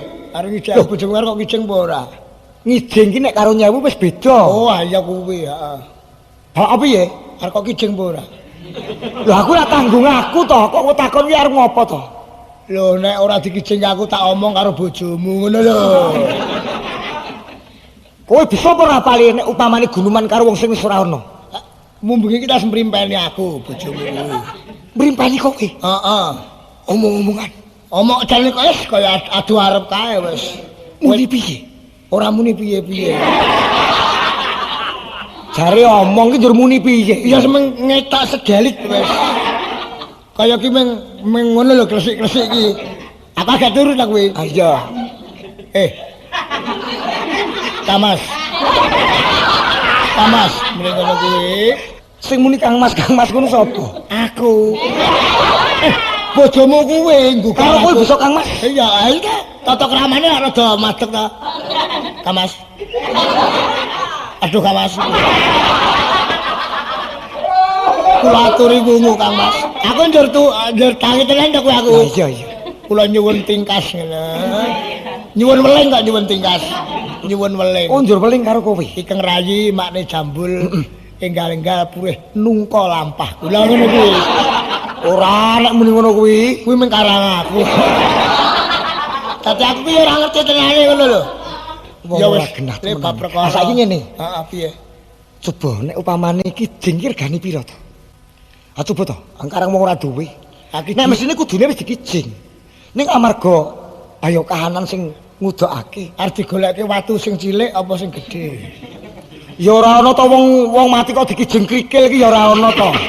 Lho, pengiritan kok kabeh iki apa pengiritan? Ya mesine sing lumrah wae. Lho sing tak karepake iki ya nek sing mati iki darah luhur upamane iki ya goleke kijing sing rada gedhe rene kuwi ming bojomu ki ya ora krikil ya rada kakangane krikil sithik ngono tak arep iki. Mungkin ane upamane ditukokke kijing upamane. Iki arep tumpangke ngendi? Mergo matine kowe ora kelingan nek nglalu ning segara kidul. Tumpangke ndasmu kono. Kok sirahku piye to? Ayo ditumpangke ning nggon petuk kuwi lemrimpane iki kon ngenehke peturon ngono. Kowe kok gunuman aku nek dhewe ngomong gunuman ora nganggo ril kowe iki. Lho, nek ora kepiye garis kuwi. Dadi padha karo gunuman karo wong edan. Lho mati ra nyemplung segara. Ha iya. Kok njur kowe dawuh karo aku supaya ngijing ki, njur kijing ki ditumpangke ngendi? Gunane turu mbiyen.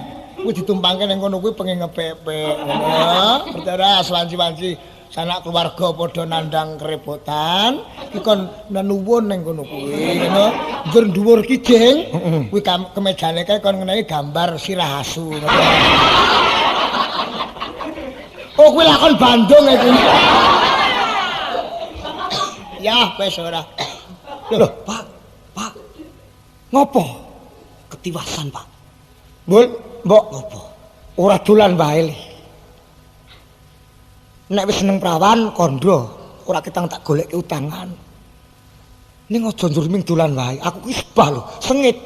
Weruh bocah nom, ora ana apa-apa kok njur ning tengah dalan, ning prapatan, ning petelon. Anggere ana tawadon liwat diganggu. Wah, kowe kok njur ngendika ngono to, Pak? Apa kowe nate prisa yen aku seneng karo wong wadon? Buktine kowe saben-saben awan ora ana, bengi ora ana. Wong niru kok makmu gedhe. Aku aja kok padha Pakde, Pak. Pakde nek lunga saka omah mesti kaya ngono tlonjonge. Ning nek aku ora. Kaya ngono kowe antem tenan aja. Kowe kok iso muni kaya ngono ki kaya ngopo? Kaya ngopo? Aku ki senajan lunga ning ora ana kawigaten rapat pemuda. Apa-apa? Hah? Apa? Rapat pemuda. Lho kowe iki ning kono dapukane apa kok rapat pemuda iki? Lho sekretaris antem tenan kowe sekretaris pemuda ya. Nyekel dhuwit? Ora. Lho, nyekel fungsi ning rembug kuwi. Kowe nyok pidato-pidato ning kono. Ha ora iki piye sing pidato? Aduh, Bos, nek upamane pidato piye upama? Aku tak wakilke kok aku. Aku rung iso omong kok aku ning kono. Aku wis mlayu-mlayu ki ngopo? Ngopo ta, Mbul?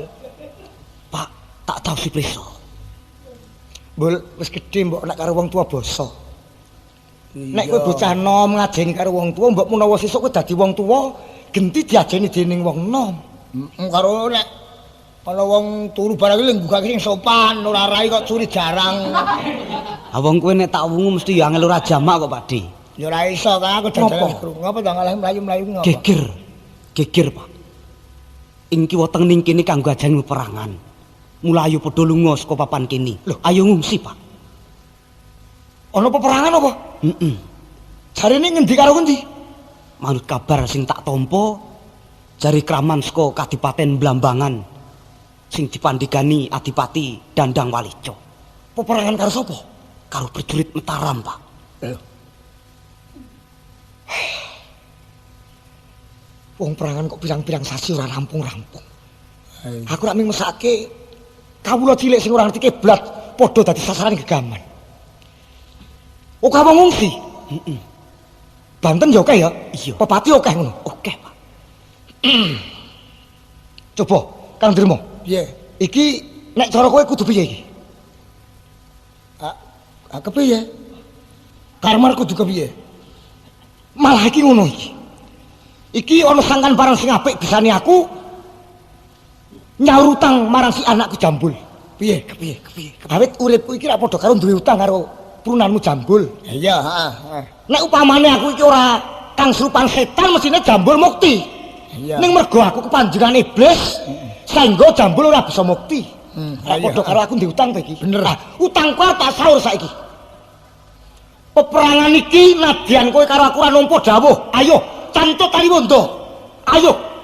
Kudu sing greget grengseng padha mateni wong-wong sing padha dadi brandal utawa bali ning Mataram. Aku sarujuk, Pak. Wah, kuwi kaya aku ngupakat sebab iki dawuh negara, katentremaning negara, bakuh kukuing negara kuwi ora mung gemantung ning nara prajane utawa prajurite. Ning nadyan kawula uga nanggung jawab njaga katentremaning praja. Dadi saben wong siji lan sijine padha nduweni tanggung jawab. Heeh, ditanggungan dhewe. Agene rada mletik pikiranmu kowe. Rada suwe kok kuwi. Oh ngono, Mbul. Piye, Pak? Dasar kowe lahir ya ning lemah kene. Manganmu ya mangan wulu metu lemah kene. Iya. Sesuk nek mati dipendhem ning lemah kene. Dadi nek kowe ora gemregut nyingkirake para kraman iki kleru, Mbul. Kleru. Mula saiki ngene. Timbangane kowe karo aku urip ning kaya ngene. Ayo. Padha bekti sungkem marang negara. Kersamu saiki piye, Pak? Melu peperangan. Ya sayo njel-njel wae, Pak. Ya, wis gelem ya? Aku gelem. Sak gaman-gaman iki. Iya, iya. Wis nyekel pendong ya. Nyekel linggis iki wae. Ya, ya, ya. Kowe yo nggawa apa-apa sakarmu kono. Ya, wis sakarmu bendo iki wae. Wis hati-hati lho. Iya, iya. Hati-hati lho. Ya.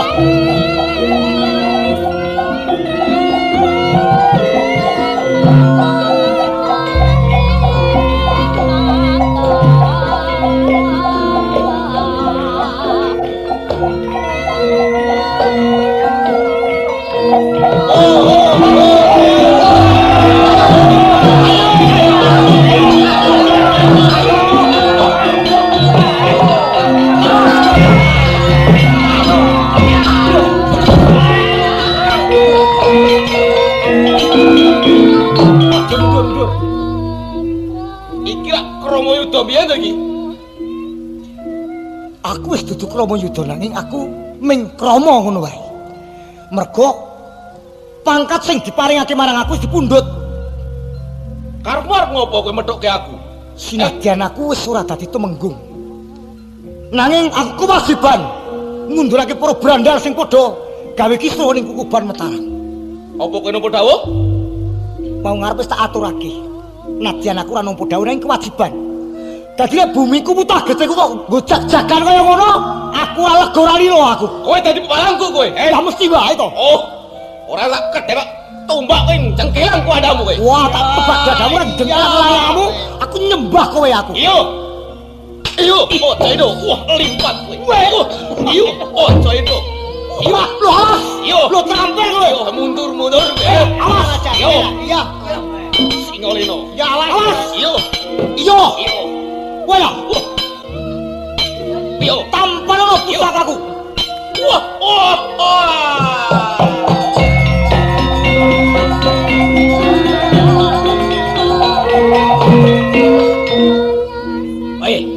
Gus, Apa? wong endi kowe? Aku kawula Mataram. Kawula Mataram? Heeh. Aja kliwar-kliwar nang kono. Iki peperangan. Engko yen kurang bejamu, kowe tekaning pati. Aku dudu bocah cilik. Coba aku tak takon. Kowe sapa? Dlangap-dlangap ning ngarepan aku. Loh, aku Klabang Kara aku.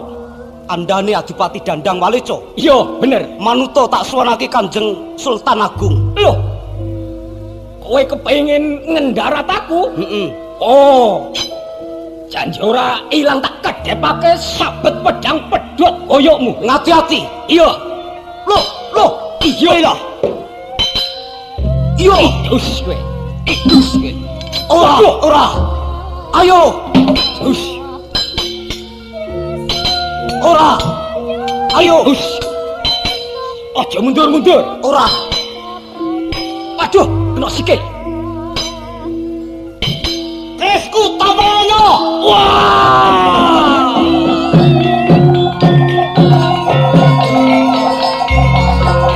Barisan mundur.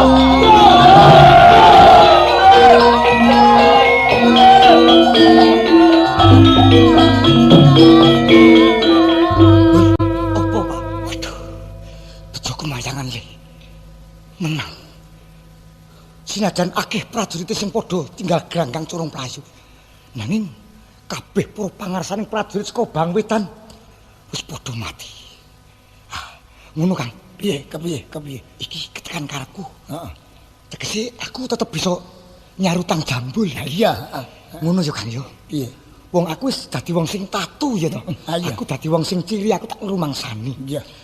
Mbok menawa ana priyagung sing mrepeki kowe, mundhut prisa sapa sing mateni Dandang Walita saandahane. Matur. Aturno. Nek sing iso mateni jambul utawa kowe. Aku barang. Lah iya. Wis yo. Bul, apa Pak? Wis, kae ono priyagung tidak rene. Aku tak lunga. Aku arep aja nyempet aku gunemu ya, Bul. Iya. Aku tak lunga. Iya. Oh, monggo. Monggo, Dor. Ya ta. Iki jenenge bejamu. Wah, monggo. Wis ajae abdi dalem mentaram iki. Durung tau roh aku karo kowe. Sopo kowe? Kula iki. Sopo iki Pak Di? Iki sajae kawula. Wah, busanane apik banget. Ha iya. Besok yen aku duwe busana kaya ngene, wah. Le. Apa? Kae kok ana cewek wedok barang. Ayu ya, Pak Di. Cangkeme. Mau ngalem kok. Ayo. Kowe iki grenengan apa omong? Hah? Inggih, monggo. Bisa bisik. Inggih. Kok anggap aku ora krungu to? Ana cah wedok. Inggih. Mula rak estri ta men. Ayo wadon. Inggih, badhe nyuwun prisa panjenengan sinten? Tumenggung Yudanegara. Ngerti? Derek. Lah lek aduh ngono mau piye? Anu aku ki nanggih ki sapa ngono. Lah iki sisihku ki putraku. Oh, inggih. Hah? Sekar Ningsih. Oh, inggih. Kok AO. Inggih. Ngerti? Inggih. Lah kowe sapa jenenge? Kula menika Narendra Mataram. Anu kawulahe Mataram tembe pisan kowe. Kowe iki lek ngomong aja telemongan, Ana wong matur ki mesti kula menika kawulahe Mataram kowe iki mesti. Lah wong kowe yen matur mesti kowe kok nyengeni wong liya. Ayo sing kleru aku kok kula menika kawulahe Mataram ikeng manggen wonten ing wilayah. Wilayah iki apa wilayah iki? Wis. Mbok nggih sampun dipun tandik wong ketingalipun tiyangipun menika mboten patos genep ngaten kok Romo. Halus banget ya, Pak. Ngendikane halus banget. Halus. Sekarang sih. Inggih kula Romo. Sak sireping peperangan sing ana ming wong loro iki. Inggih. Sing siji nom tur bagus, sijine tuwa rupane pating pletot. Tak antemane pun. Kowe wani po? Jare. Kalau ngasine teng pletot kuwi lho. Awang kanyatan kok. Iki nek nggon tuwa apa boleh dipletotke sih. Aku pletot ora kowe. Lho lah ini aja dipletot-pletokke ngono. Ora Lang, Cak Bagus. Inggih. Sapa jenengmu? Kula Jambul. Jambul. Nggih. Lanjur sing bisa mateni Adipati Dandang Walita ing Blambangan sak wadya. Sapa? Kula. Kalian kula. Lho, kowe melu nandangi po? Kowe sing dadi pangarsane iki mau. Romo, kok nyolong pedhek sanget nggih. Ing atasipun tiyangipun ngaten kok saged mbengkas daya reretu wonten ing negari nggih. Lah iya nek ndelok wujudaning bocah iki genah kuru nyekingking. Inggih. Saya sing tuwa kuwi dienggo blangkrah apa to kuwi upama nang peperangan. Sampun ngaten Romo, jernyatanipun saged labuh-labet dhateng ing negari Romo. Ya, pancen ana unen-unen janmotan kena kinira. Inggih. Jambul kula. Ya. Rene wis gedhe labuhmu ning Kraton Mataram. Nggih. Engko aku sing nanggung ya. Ajeng Kowe bakal tak aturake ning Resa Dalem. wah, mangke dipun paringi pidana. Lho, ora. Malah kowe tak suwunake ganjaran. Jumbuh karo labuhmu sing wis bisa nyirep wujuding reretu ing Kraton Mataram. Ning Ndara kersa nanggel jawab wilujeng kula. Ora mung aku. Anakku Sekar Ningsih ki uga gelem nanggung sebab uga meruhi kahanan iki. Nggih. Matur nuwun Ndara, matur nuwun. Ya, Nggih. Ha iki bener apa karo kowe? Menika tiyang sepuh kula, Pakde. Bapakmu? Lah kok ora ngrempet babar wisan ha? Anu menika Pakde. Oh, Pak Gedhe to. Nggih, Pakde. Kowe ya tak sunake ganjaran. Kula iki badhe dipun boyong wonten Mataram. Tembungmu ki ora kok diboyong. Dipun boyong. Tak irit tak suwanake ning Kraton Mataram Oh ya. nggih. Hah? Iya, Gelem to? Ayo, monggo. Ayo Pak De, yuk.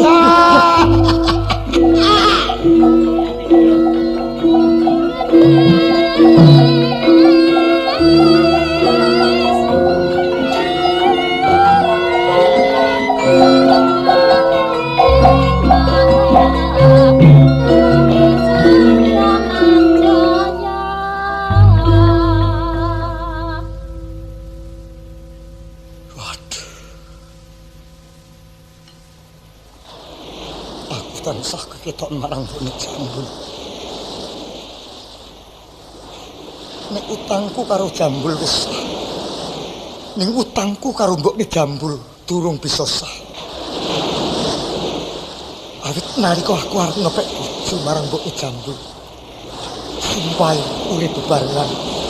Rekoso yo bebarengan, nadyan mati yo bebarengan.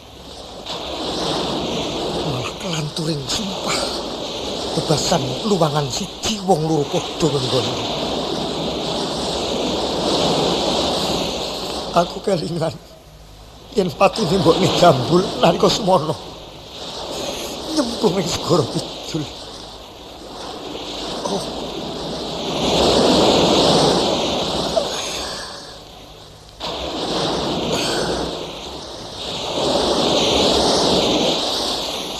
Batin wis bisa keputusan aku kudu nusul Mbok Jambul.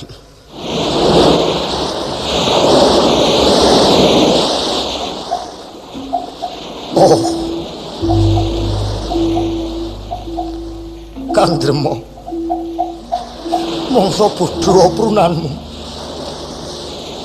aku titip iwelingku marang kowe Jambul.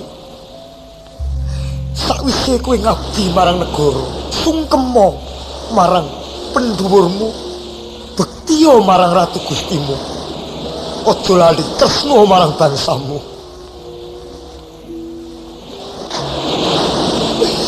Mbok Jambul, aku semusul kowe. Ombak segara kidul wis ketok ngawe-awe marang aku. Cara manungsane upama bisa gunuman mesti dawuh karo kan supaya enggal-enggal aku semusul Mbok Jambul. Yo, aku wis mantep. Mbok Jambul, aku kowe.